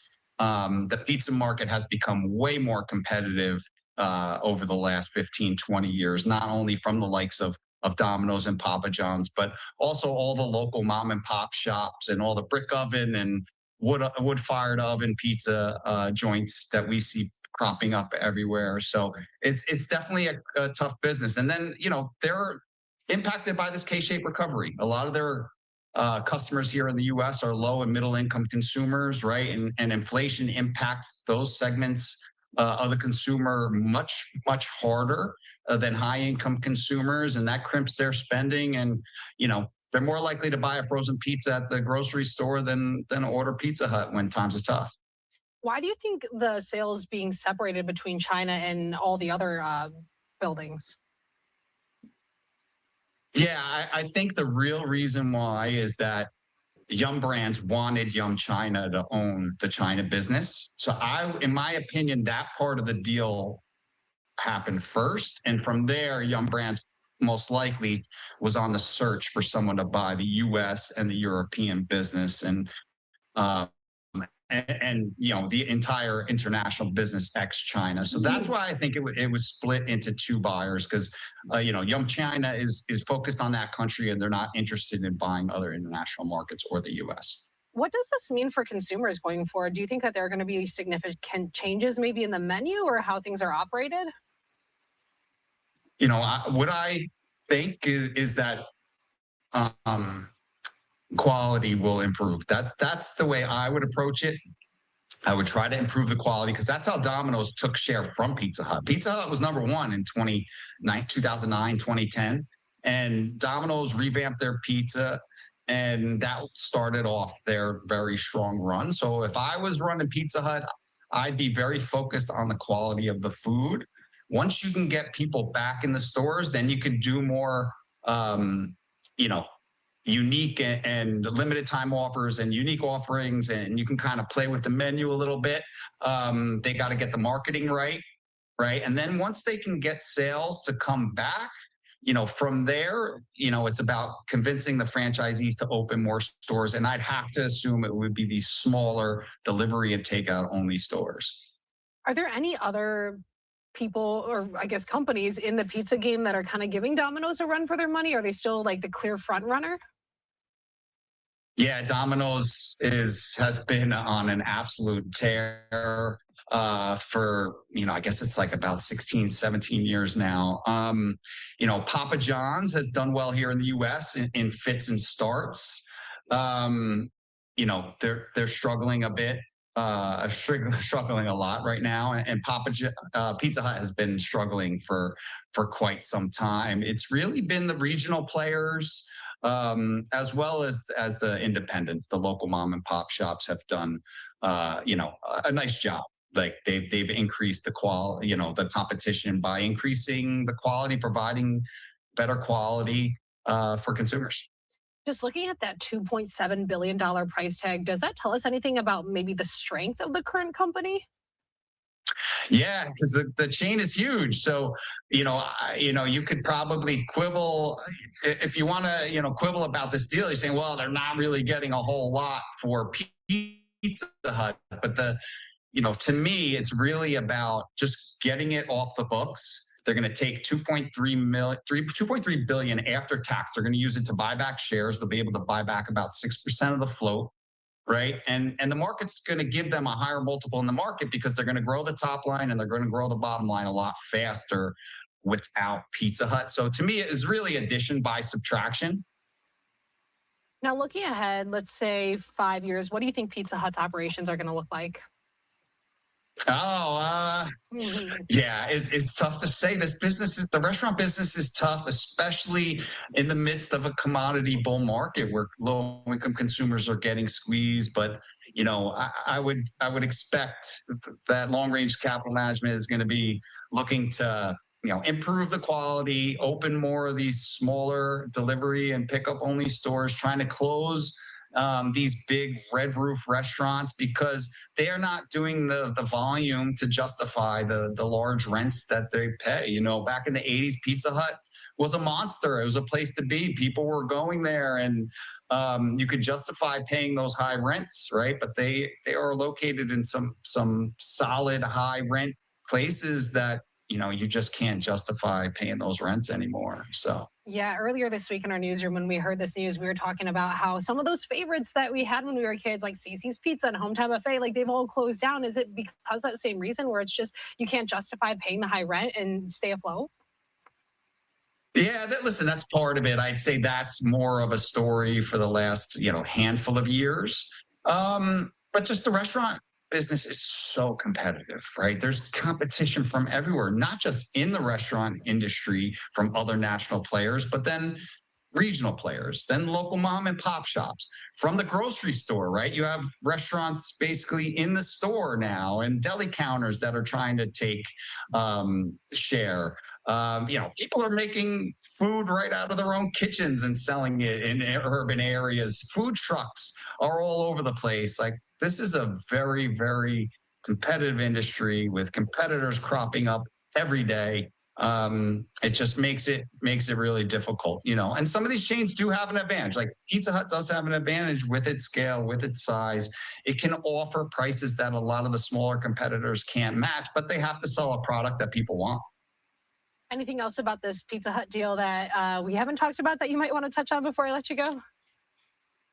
I would just emphasize the point that Yum Brands is a very well-run company. They're Taco Bell especially, but Yum Brands as well is known for being an incubator of great talent. And with this faster top and bottom line growth, we expect this stock to get a better multiple in the market. All right, Michael Halen with Bloomberg. Thanks so much. We appreciate you here. Well, there it is. So we're done with Pizza Hut. I'm going to wrap it up with this last video to kind of, and then I'm going to bid y'all good day. Okay. Let's go back to the left point of view. Where is it? Oh, here it is. Don't be mad at me for this video. These are not my points of views, you guys. I just share the news with you, okay? And then I'm going to say good night to you. Well, good morning to you guys. And everybody, I'm Lauren Wright. I am in for my friend Leland this evening. And coming up, special reaction to the U.S. huge win over Australia in soccer. It's the first time the Americans have won back-to-back World Cup matches since, get this, 1930. But first, President Trump's deal with Iran has fractured the Republican Party. He's asking lawmakers to defend a flawed deal to end an unpopular war. I'm going to try to get through this, but I don't know if I can. I don't like these. Never mind. Let me shut up. Here you go. So far, they're having a pretty tough time with this lady. We have to give peace an opportunity, and the American people support it. This deal is very popular with the American people. Almost 70% of Americans support this. Much like Winston Churchill said, I would rather jaw than war, which means talking is way better than being at war. This agreement offers a long-term solution, and at the same time, it's bringing down again the cost of gas and groceries back home. Trump is desperately ready to change the conversation. He showed off a new paint job on Air Force One today. Trump did tout the deal, saying he's confident this will all be worked out in 60 days. And now we have an agreement that was signed last night, and it's 60 days. They have to make a deal. Otherwise, we will do things that won't make them happy. But I don't think it's going to get to that. I think it's going to be very good. The president may be optimistic about the deal, but that's far from the case for others in his party. Giving billions of dollars to theocratic lunatics who want to murder us is a very, very bad idea. This will go down as a tremendous foreign policy blunder. Iran ends up stronger. Our allies in the region are weaker. And we know that this terrorist revolutionary regime is not going to spend that money on daycares or on hospital. They're going to use it to rebuild their drone stockpiles, their missiles. So Trump's stuck in between a rock and a hard place. For every Republican willing to shill the deal, another is there waiting in the wings to point out all the things wrong with it. Those defending it can already point to the benefits. The price of gas is now below $4 nationally. If those prices keep dropping, more Republicans might sound like Senator John Kennedy. I trust Iran like I trust gas station sushi, but it's only 60 days, and I think we ought to give peace a chance. President Trump's in Camp David for the weekend. So for the latest, let's turn to News Nation Washington correspondent Kelly Meyer. Hey, Kelly.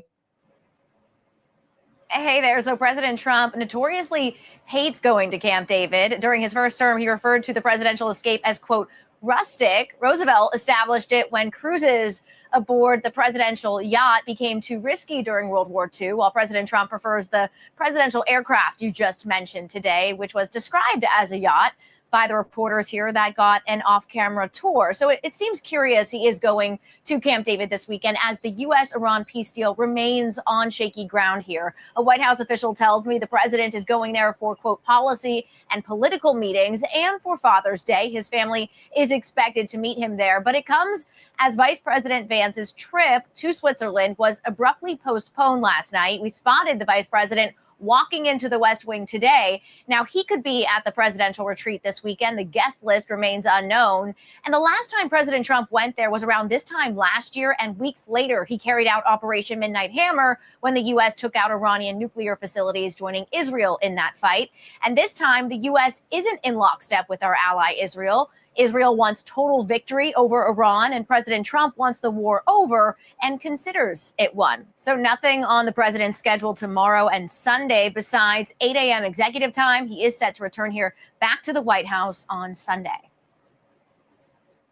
Thanks, Kelly Meyer. Let's bring in now Brookings Institution Senior Fellow Michael O'Hanlon and Vice President for Defense Programs at the Lexington Institute, Dr. Rebecca Grant. Thank you so much for being here. Dr. Grant, let's start with you. Where do we stand with the deal right now? You know, while Trump was showing off the new paint job on Air Force One, a top Iranian security official wrote this on X. Take a look.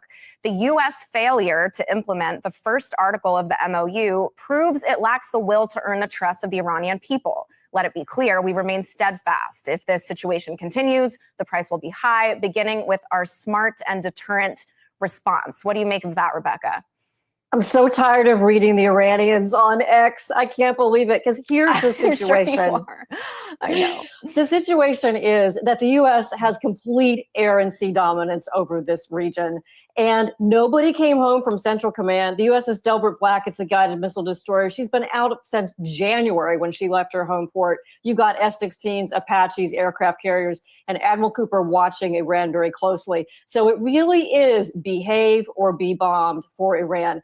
Big issues to resolve with the nuclear dust and increasing traffic in the Strait, but we have all that military pressure there backing up this negotiation process. All right, Michael, Trump's already touting the impact of the deal. Here he is earlier discussing the Strait. I want to get your reaction on the other side. Those ships are flowing out of the Hormuz Strait like nobody's ever seen before, actually. There were a lot of them, about 700 of them, and they're pouring out. The oil is all over the place. You're going to see oil drop so low. I hope the companies are happy about it. What do you think, Michael? Well, it's a bit much, but I'm still myself supportive of the effort to make a ceasefire. You know, I don't think President Trump's had his finest hour with this war, and I think a lot of people will assess it as, on balance, a mistake, but you still have to go forward from where you are. And at this moment, the most important thing is to make sure Iran does not resume a nuclear enrichment program and that the Straits of Hormuz reopen. If those two things can be achieved, we may take a few hits. This may not look so good in historical perspective, but at least President Trump has sort of limited his losses. And I think that's the best way to look at this. I'm still hopeful that we wind up in an okay place. I don't believe his bravado. I don't quite go as far as my good friend Rebecca in believing that we have the military upper hand, but I'd still rather see this thing wind down now. Yeah, there's some very difficult aspects of this going forward. Rebecca, can you give us some color on the president's relationship with Bibi Netanyahu right now? Well, we know the U.S.-Israel relationship is ironclad. That's 100%. But what I see here is President Trump putting some pretty clear pressure on Netanyahu and on Israel to hold tight. We do not want Hezbollah to be able to derail or be a factor in this process or be an excuse for Iran not to talk. And, you know, Michael made some great points about remaining hopeful, but there's just some good rhetoric here that we have to have, and we really need Israel to hold tight and Hezbollah to stay out of it. Let's hope so. Yeah, President Trump onto a different feud, if you will, or a different disagreement. And Italian Prime Minister, I'm sure you've both been following this, Giorgia Meloni, are clashing somewhat after the G7 summit. And Meloni, in particular, if you've been following it, is slamming Trump's claim that she begged him to take a picture, insisting Trump totally invented the story, also writing on X, neither I nor Italy ever beg. So Michael, your thoughts on this feud between Trump and Meloni, and I don't mean to push it aside. I mean, this is someone, Meloni, who was at Trump's inauguration. It was, arguably his closest working partner in Europe. What do you make of it? I guess I have two reactions. One is that, President Trump is a disruptive president and a disruptive personality, and he offends a lot of people. And we sort of get used to it in our news cycle because it's been going on for a decade, but it doesn't make it right. And I have some sympathy for the Italian prime minister just coming to her wit's end. On the other hand, in a broader strategic sense, NATO's had a better week than I would have predicted. And on balance, we have the alliance coming together, willing, I think, to cooperate in trying to reopen the Strait of Hormuz, trying to restore global oil shipping. And so when push comes to shove on the actual cooperation, I think we're probably going to be okay if we can get beyond this Hezbollah issue you've been discussing and get back to the 60-day deal and try to resume oil shipments through the Gulf. Really quickly, Rebecca, your thoughts on this? Oh, good for Giorgia Meloni setting a boundary, but Michael's right. We have really close military cooperation between the U.S. and Italy. They have F-35s. They've used their carrier over in the Pacific. And this is just a little spat between actually really good allies. Thank you so much to both of you for the insight, Michael O'Hanlon and Rebecca Grant. Thank you. When we come back, another day, another defense for Luigi Mangione. We'll tell you why the psychiatric defense strategy quickly disappeared.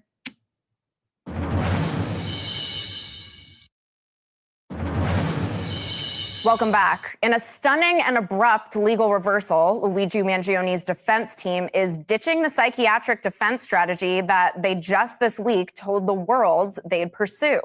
On Wednesday, Mangione's attorneys indicated they would seek a, quote, extreme emotional disturbance defense, arguing their client was acting in the heat of the moment when he shot an unarmed insurance executive in the back. Apparently, they thought better of it. The sudden change spares the defense from a risky legal strategy that could have shifted the focus from who committed the crime to why it was committed. Had they moved forward, defense attorneys likely would have faced pressure to acknowledge Mangione's role in the shooting of United Healthcare CEO Brian Thompson in New York City back in December 2024.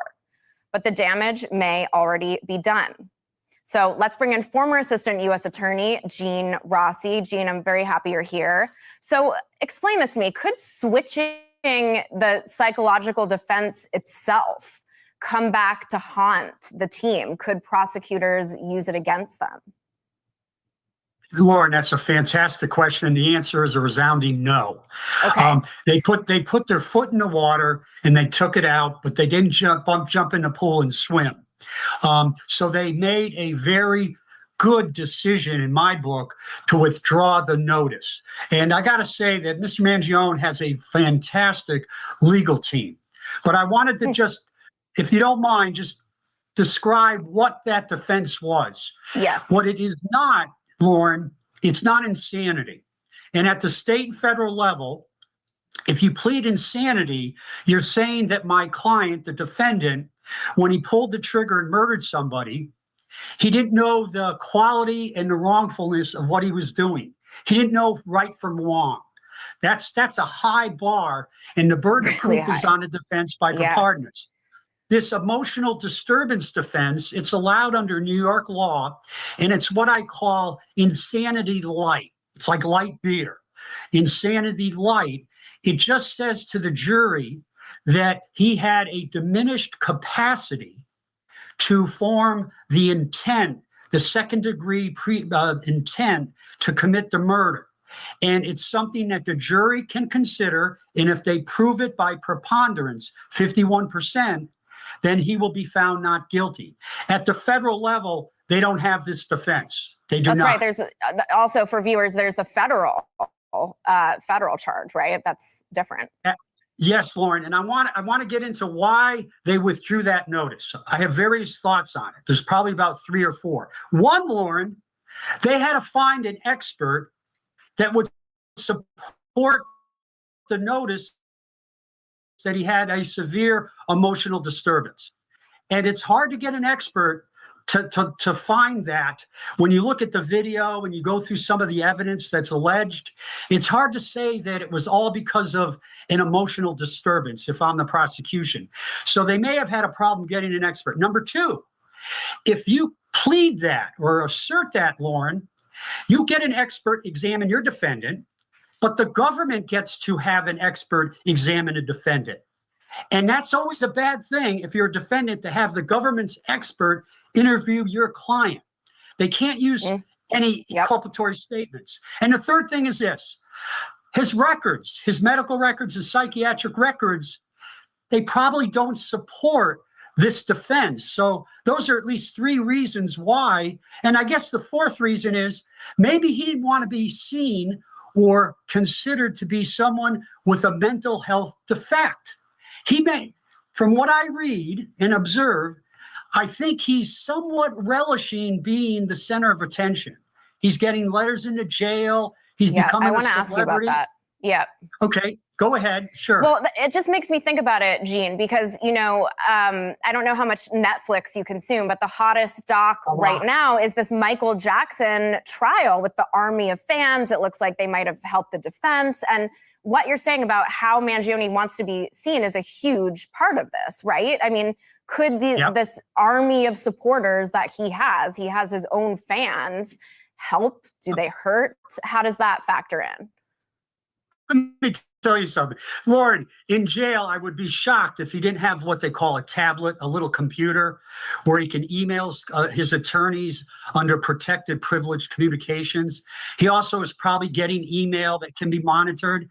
He probably is getting a ton of people writing him and saying he's a god. He killed the CEO, Brian Thompson, of this Darth Vader corporation. To many people, he's a hero. Oh, I know. I've seen it. So just very quickly, where do you expect the defense to go now? You know, aside from the problems they've stepped in so far, what do you think the plan is? First off, I buy a set of rosaries and pray. That's option one. Second one is they just have to attack the circumstantial evidence. The video is devastating, but they have to attack the circumstantial evidence and maybe argue that there's an identity problem or he wasn't there. It's going to be tough. It's going to be tough based on the allegations. Thanks, Gene. Very nice talking to you. Hope you come back soon. Coming right up. Celebrations at the Obama Library were fun, but they were missing the side of the party that, well, is the party. How progressives have left the old guard behind when we come back.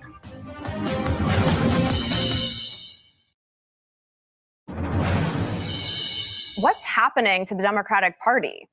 This week, the divide between the old timers and the new progressive wing was on full display.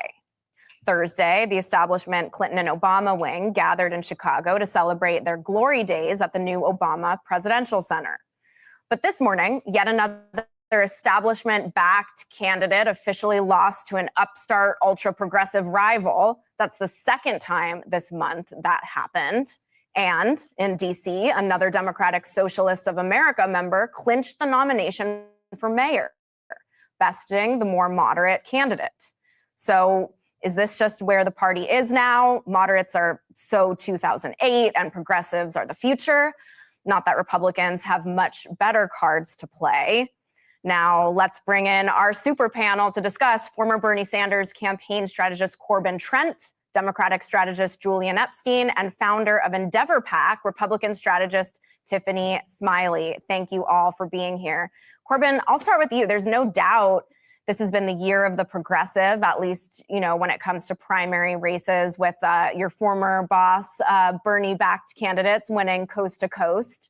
Here's what former Democratic strategist turned Trump voter Evan Barker said, quote, "The progressive insurgency is no longer an insurgency. It's increasingly become the Democratic Party itself. But winning primaries and winning general elections are not the same thing. The question is no longer whether progressives can take over the party. It's whether they can build a coalition broad enough to win back the voters Democrats have been losing for years." So, Corbin, is it a mirage, the success so far? Can they sell the socialism message statewide and nationwide? I think it's not about selling it; it's about proving it, proving that things that these ideas work. Putting these ideas into place, and to do that, you've got to build governing power. Like this reminds me of like the 2930s. 1929, 1930s. Trump was alluding to that. Maybe he's going to be Hoover. Yeah, he's like, I don't want to be Hoover. But the thing is, what happened then is we had a very similar trajectory, a trifecta for Republicans, very minimal, leads in that. And then within 3 cycles, the Democrats had supermajorities in the House and in the Senate. And I think that this country is desperate for change. That's why they went for Barack Obama in 2008. That's why they were excited about Bernie Sanders in 2015. That's why they were excited about Trump in 2016 and 2024 again. Americans are not liking the deal they're getting. They're not liking the way the economy is working. They're not liking the way our international policy is working. So I think that they're looking for change. The question is, can a movement galvanize the resources of this country? Can we put it back to work? Can we start building again? Instead of just doing subsidies, can we actually put, rubber to the road and make people's lives better? The Biden administration spent a lot of money, right? But then it didn't transform a lot of lives. They did this bipartisan infrastructure law. And I tell you, I drove to Asheville the other day, and it's still 2 lanes instead of 4 on I-40 headed into Asheville. Yeah, I mean, the implementation is the tremendous issue. I mean, I think you hit the nail on the head. And sometimes Democrats on the progressive side find trouble searching for successful examples of these policies. But point taken. So all politics is local. Yes, we know the rule, but expand on that. What do you think of this? Well, I think what the progressives have done is they have figured out in this internet era that the politics of rage, the vocabulary of rage works well. Yeah. And I think that's what they have capitalized on. And what I think they've also sold to voters is this notion, if you're unhappy, the way to fix it is not by improving your individual agency, but big government bureaucracy will bail you out. And those are opiates. Those satisfy maybe a sugar high in the case of freebies, and it may satisfy a cortisol high in the sense of rage.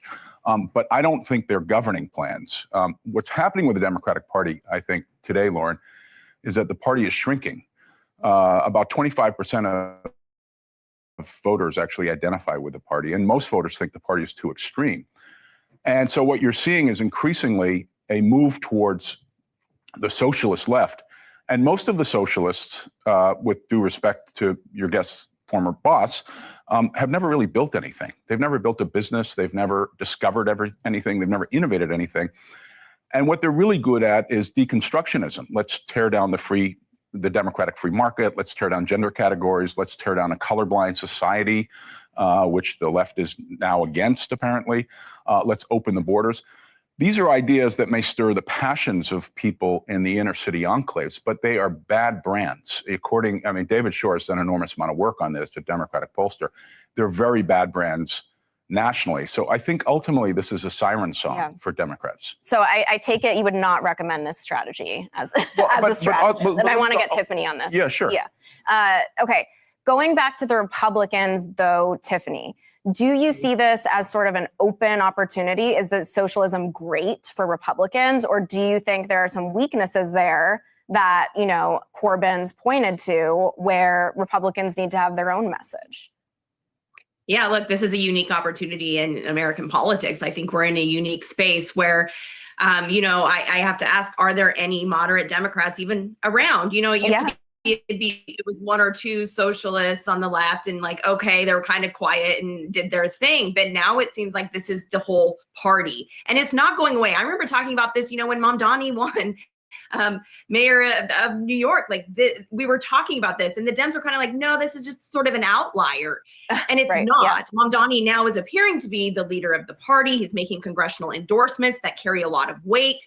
And they're really just playing on people's emotions, and they're selling false promises. So eventually the American people are going to realize this is not going to work. So yes, the Republicans have this unique opportunity to speak to the issues that Americans are facing, the cost of living, address how their lives are going to be better because of your policies. I think. But what about President Trump? Yeah, I mean, what about President Trump? Is he helping Republicans' message? Is he hurting Republicans' message right now? I mean, I think he's doing a good job. We are seeing gas prices coming down. He's addressing the issues that were so far off track when he took office from the Biden administration, and he's turning things around. He has always said from the beginning it's going to take time because we were so far off track. So he is doing that. Things are happening, and you know, it's roughly about 5 months until the general election. A lot can change and a lot can start to go the right way for Republicans. But I will also say Republicans need to come together and really create a comprehensive healthcare agenda. Yeah, they got to work on the policy all Americans, message. and I think they could run away in these midterms. I think it could be a shocker if they address those issues that are facing hardworking Americans every single day. It's a good point. Never say never in the midterms, and Democrats are pretty unpopular right here. Quickly, Corbin and then Julian on the same thing. Trump, a plus or a minus for Republicans if the economy keeps getting better. I mean, I don't think that Trump's helped. I mean, he's, deeply unpopular. Now, ironically, both the Republican Party and the Democratic Party are less popular than even Trump is. So, this isn't like we need more moderate Democrats. The idea that, more moderates like Bill Clinton are what we need. The American people have been hurting for a long time through Democratic administrations, through Republican administrations, democratically held Congresses and Republican held Congresses. It's the system that we have. And the idea, that was what I think drew people to Donald Trump originally, is that he was going to dismantle the system. He did not. He became part of the system. You say, it takes time. I gotta jump in, Corbin. It was really nice talking to you. And I'm gonna also cut off my friends Julian and Tiffany here. Please come back. Fathers and sons, specifically Mike Rowe and Leland, on the superpowers of their dads on this Father's Day weekend.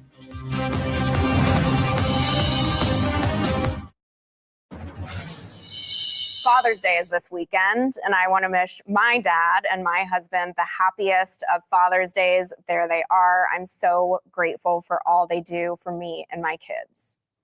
Sunday morning at 11 Eastern, 10 Central, you can also watch Leland's News Nation special with Bill O'Reilly about his book, Born Lucky. The book is hope for every parent of a kid having a hard time, and it's about the impact Leland's father had on his life growing up with autism. Here's a quick preview with Leland with more. So they said to my parents, we don't know what's going on. My dad goes, is there anything we can do? Think about that. You're a father, the desperation. Is there anything we can do? And the woman goes, generally not. How did your folks react? My dad said, we'll see about that. Really? He was defiant. He was defiant. And the woman says, the kid has to have two things. They have to be intelligent, which I kind of was, or they thought I was, and that I had to want it, which means my dad had to teach me and tell me and show me that everything I knew about the social construct in the world was wrong, and he had to figure out how to fix it.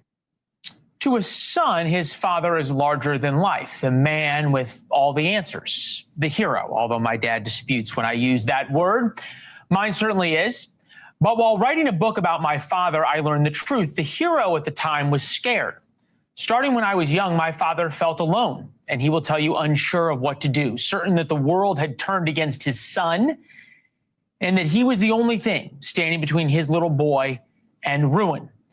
Since Born Lucky came out, my story about growing up with autism, we've heard from hundreds, if not thousands of parents, mostly fathers, that no longer feel alone. Born Lucky is a love letter to my dad. But what came back in letters, emails, social media posts is a silent army of fathers, each fighting for their own children. Our friend Mike Rowe chronicles his own life with his father and joins us now. Mike, it is good to see you. Thank you.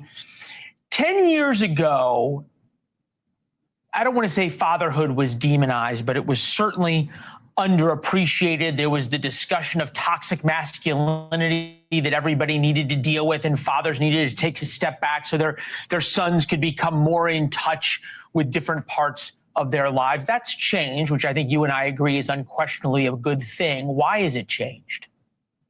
Well, I think even before things got toxic, Leland, something else happened, and maybe it's just because of the industry I'm in, but everything I saw on sitcoms always made the dad the brunt of the joke.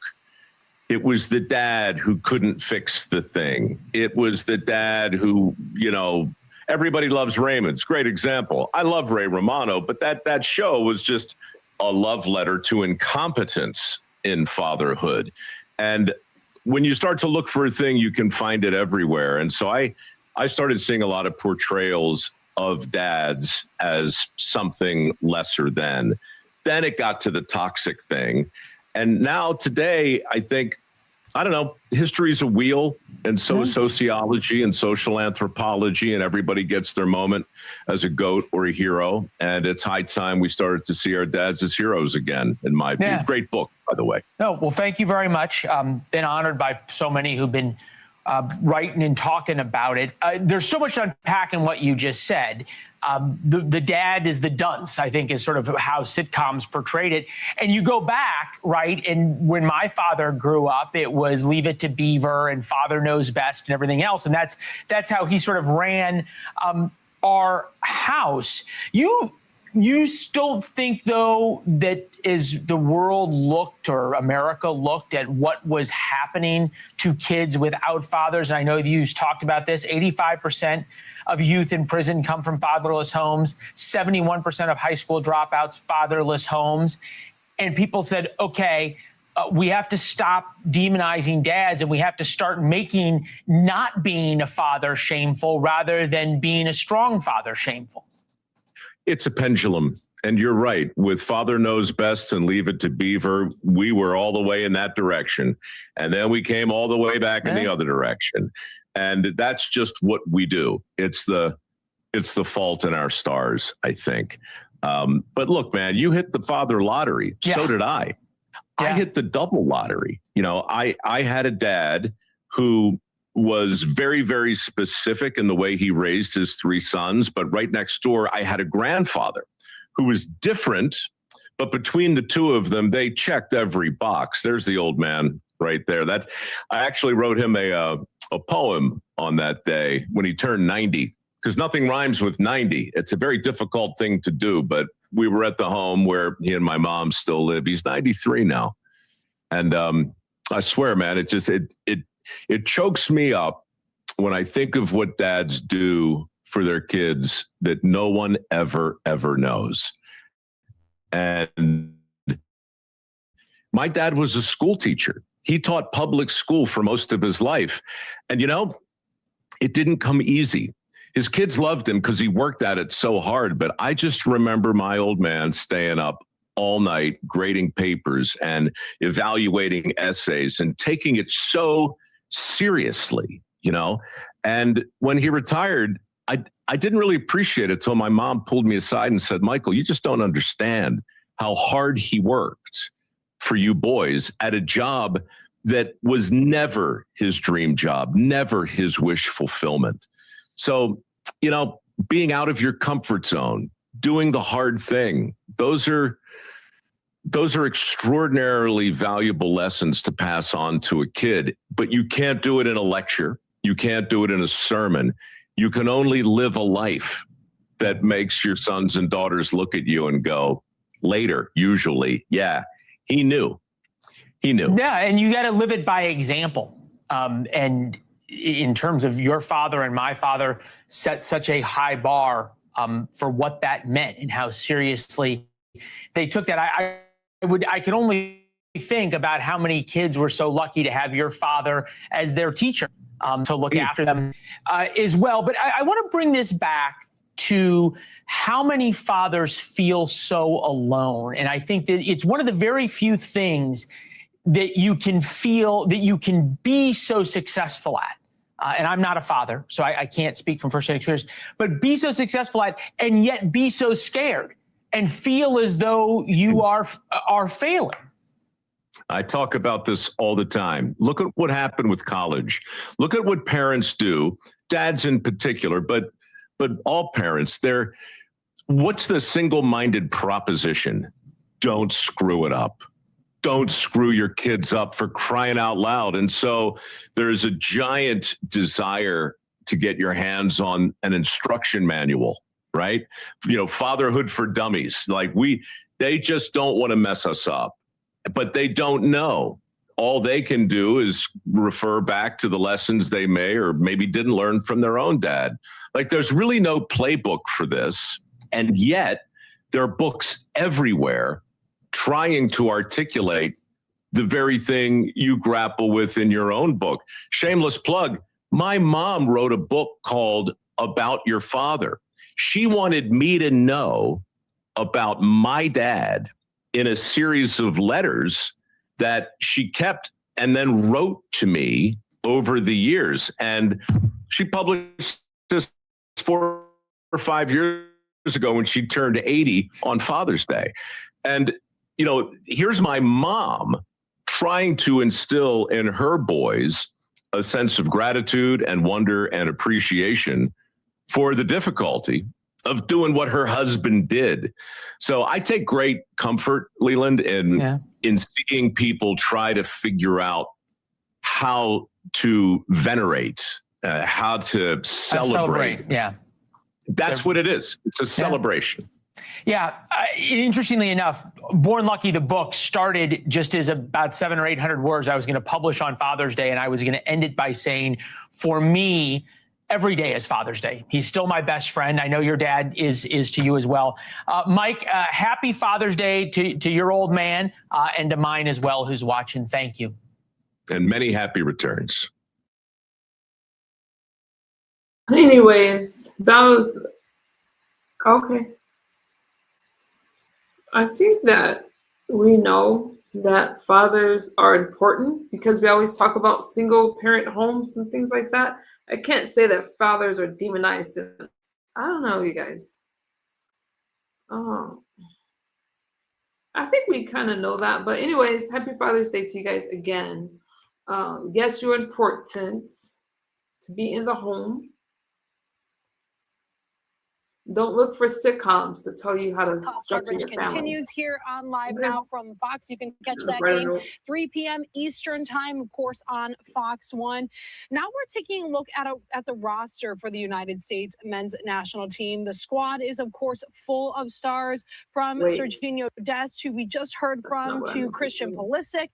And, of course, the star of the first match, Florian Balogun. He is the first American player to score a brace in a World Cup match in almost 100 years. But he wouldn't even be on the team if President Trump's birthright executive order was in place when he was born in Brooklyn back in 2001. For more on the makeup of the United States men's national team, we're joined. Birthright citizenship, I do want to talk about, but I think a whole separate stream on that one. I'm going to end on this note right here. A whole separate stream on birthright citizenship and what's happening in the Supreme Court. That could be a stream in itself. Let's go back to Hezbollah and end on this note, okay?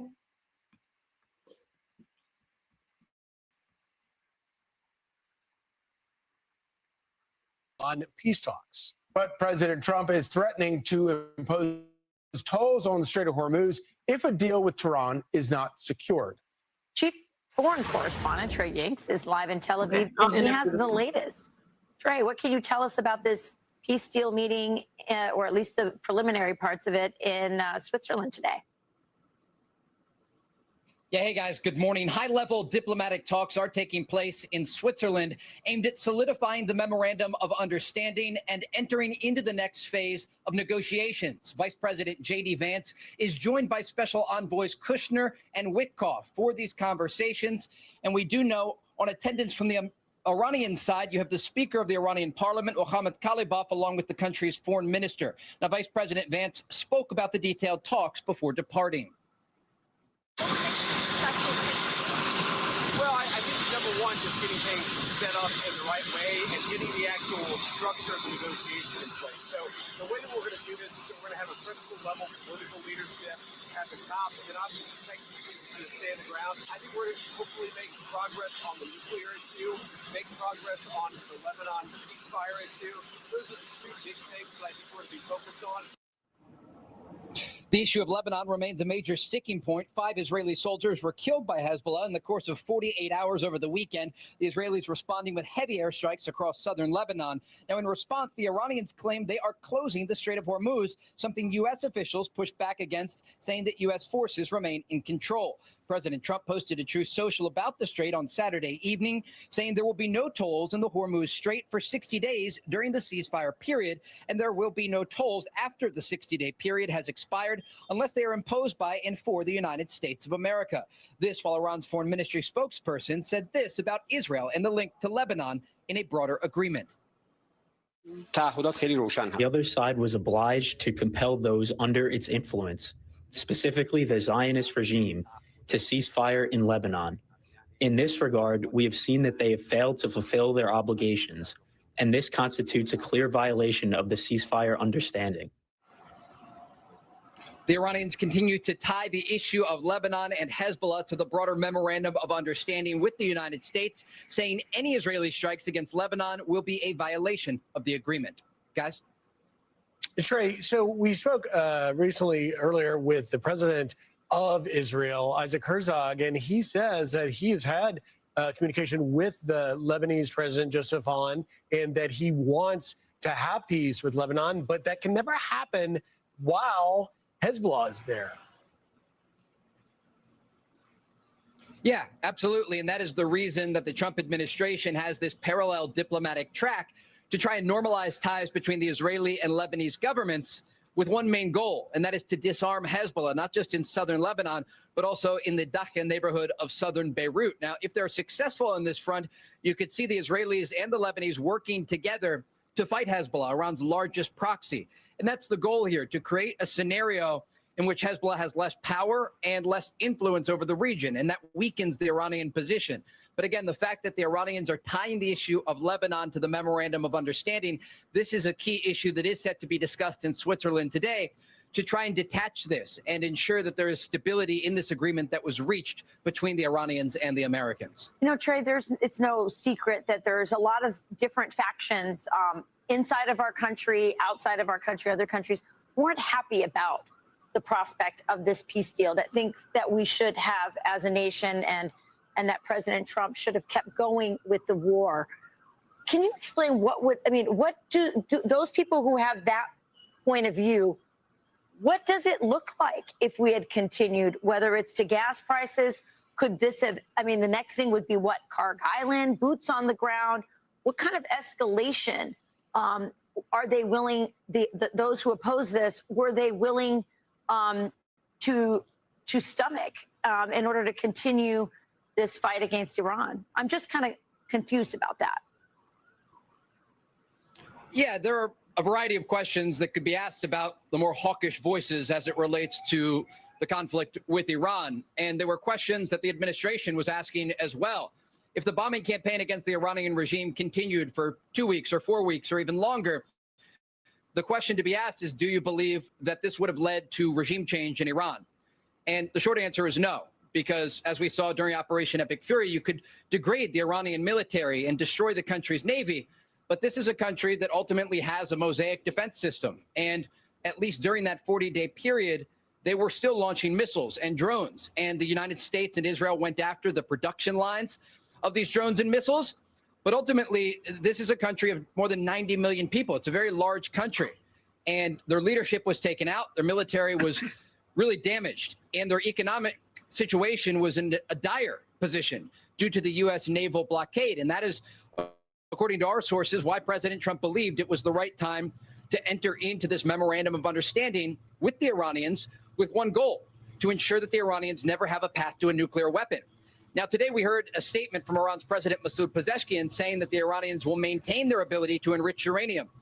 And these are exactly the types of statements we expected to hear from the Iranians. And it's the exact reason that American negotiators and mediators are on the ground right now in Switzerland to enter into this next round of talks, because this is where the details about Iran's nuclear program are going to be discussed and worked out. And again, this is a ceasefire. The Memorandum of Understanding is not the final agreement with Iran. It is a 60-day extension to the ceasefire with the United States. And President Trump has been very clear. There are still diplomatic and military options available if the Iranians ultimately don't uphold their end of the bargain. So, as you know, Trey, there's been a lot of reporting that the what's left of the Iranian Navy has tried to block the Strait of Hormuz and has tried to turn ships back. The vice president told us yesterday on Fox and Friends Weekend that he was skeptical of those reports. Can you give us some clarity on that, the degree to which the Strait is operating back, at least approaching normalcy? Yeah, I would encourage our audience and everyone involved to look at the facts and listen to the facts that we are reporting. The Iranians will come out with a lot of propaganda about the situation on the ground. Just last night, the IRGC said that the Strait of Hormuz is now closed again. But the U.S. military remains in the Gulf of Oman and nearby and is ensuring that vessels can still get through. And so while they may make these statements about the Strait or their nuclear program, we have to look at the facts and what was agreed to in the Memorandum of Understanding. And as things stand right now, there are still vessels, according to international shipping data, passing through the Strait of Hormuz. And again, there will be a lot of efforts to leverage these talks by the Iranians. They will try to tie the issue of Lebanon to the broader agreement with the United States.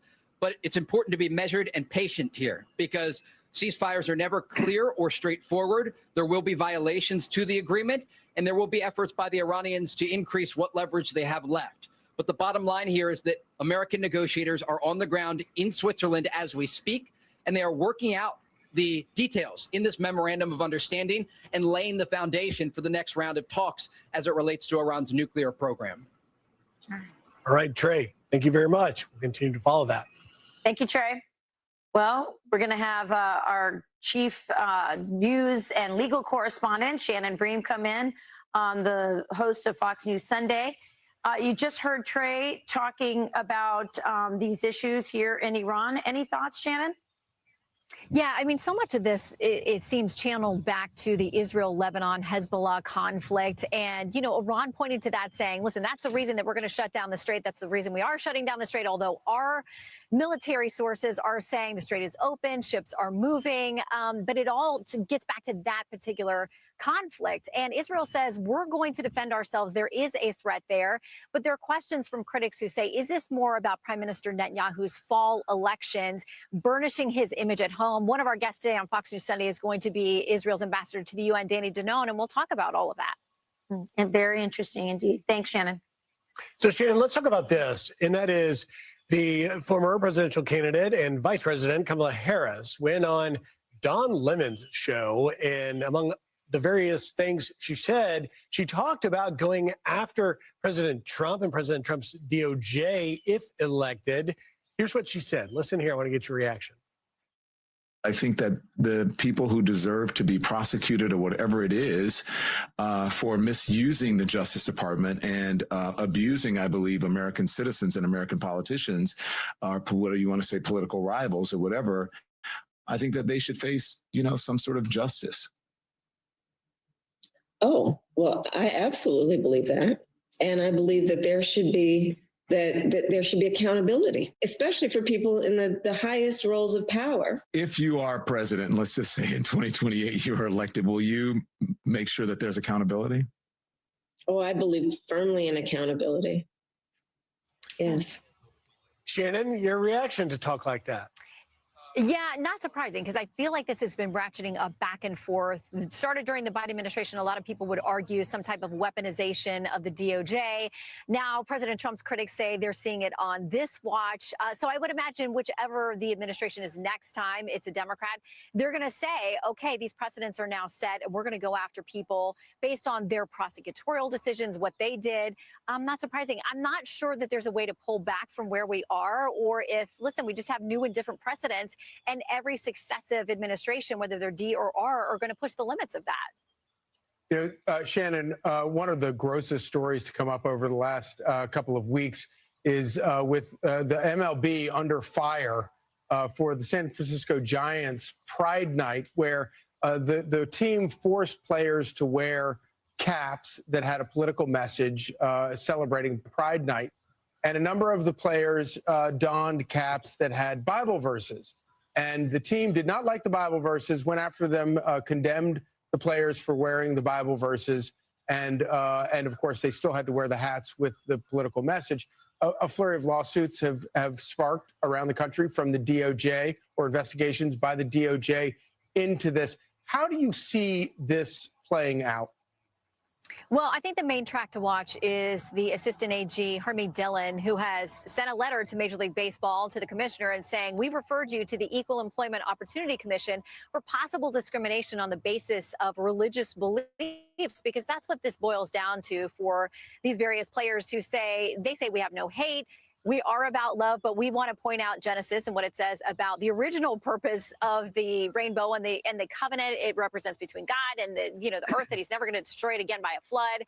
But she says, hey, maybe a religious issue, discrimination. And you've also got Senator Josh Hawley, who's reached out to the commissioner as well, who said, I've got a list of questions for you. Now, I don't know over the weekend whether he's gotten any answers on that, but if not, he says the commissioner is going to be hauled up here to Capitol Hill to answer some questions about why the league can have players endorse all kinds of political messages, but not allow them to have their say as to how that message is interpreted on their uniforms. Yeah, it's incredible. I was reading an article where somebody on the side of the baseball league and making them wear the pride caps without the verses said, how dare they desecrate the pride flag hat with a Bible verse, which I think really explains the situation we're in right now.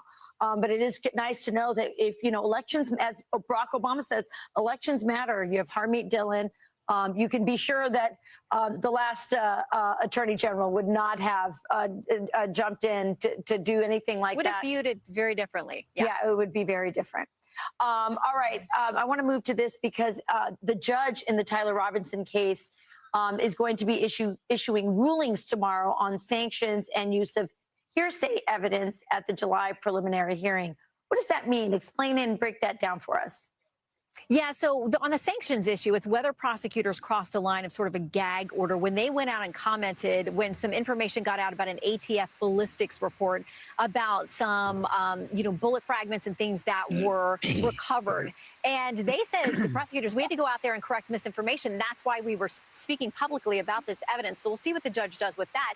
There's also the hearsay issue. And so we know that there's going to be a testimony from people like potentially Tyler Robinson's live-in partner and others. And so hearsay, there are always a few hurdles on hearsay about whether it's good or not, whether it can be admitted or not, and whether it gets to the truth of the matter. So that's going to be a very important ruling about whether the judge allows that kind of conversation in to evidence. We're going to follow that. Shannon, our viewers, the entire time we have been talking to you, are wondering, what a beautiful shot. Are you doing Fox News Sunday where we are seeing you now, and who's coming up?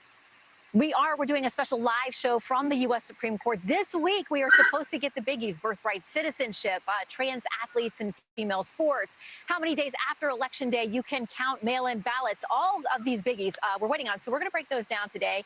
We've got a couple of special guests. Senator Mike Lee, who clerked at this court, is going to give us some inside scoop, and also Democrat Congressman Ro Khanna, who thinks the court needs a makeover, maybe some additional judges and term limits. So we will, of course, talk about all the news of the day with Energy Secretary Chris Wright and Ambassador Danone, and then all the Supreme Court legal stuff too. Well, we will certainly be tuning in. You can watch Fox News Sunday this afternoon on Fox News Channel. And all right, you guys, we definitely need some help with our voting system in California because it should not take all that time to count the votes. I'm just saying Hilton was in the lead, but nevertheless, thank you guys for hanging out with me on this beautiful Sunday. Happy Father's Day to you guys. Feel free to leave me a comment under my community post or my community wall. Claude, no, I gotta go to church. So Romans 12:21. Thank you for the scripture, Benjamin. I was live, Detour. Yeah, I was live, but have a great day. Have a great day. It's gonna hurt my double tap the screen to support a sister. Thank you, Bud Russell. I will be back later today, depending on what's going on with my family. I don't know, you guys, but thank you for hanging out with me on this beautiful Sunday, and I will see you all soon. If you want to communicate with me, leave me a message on my community wall, and I will see y'all later. Praying for America, and I'm praying for all of you. Thank you for Ronya. You are holding it down in the chat with Claude, huh? Thank you, my friends. I'll talk to you guys later. Bye, Detour. See y'all soon. Bye. Tammy says, Carlos, we pay less because we can refine our own oil. We will continue that conversation. Good morning, Dragon. Good morning, you guys. I will talk to you all later. Thank you, Detour. Feel free to catch the replay, and I'll talk to you guys soon. Thank you for your gifts and your super chats, and I'll talk to y'all later. Bye-bye.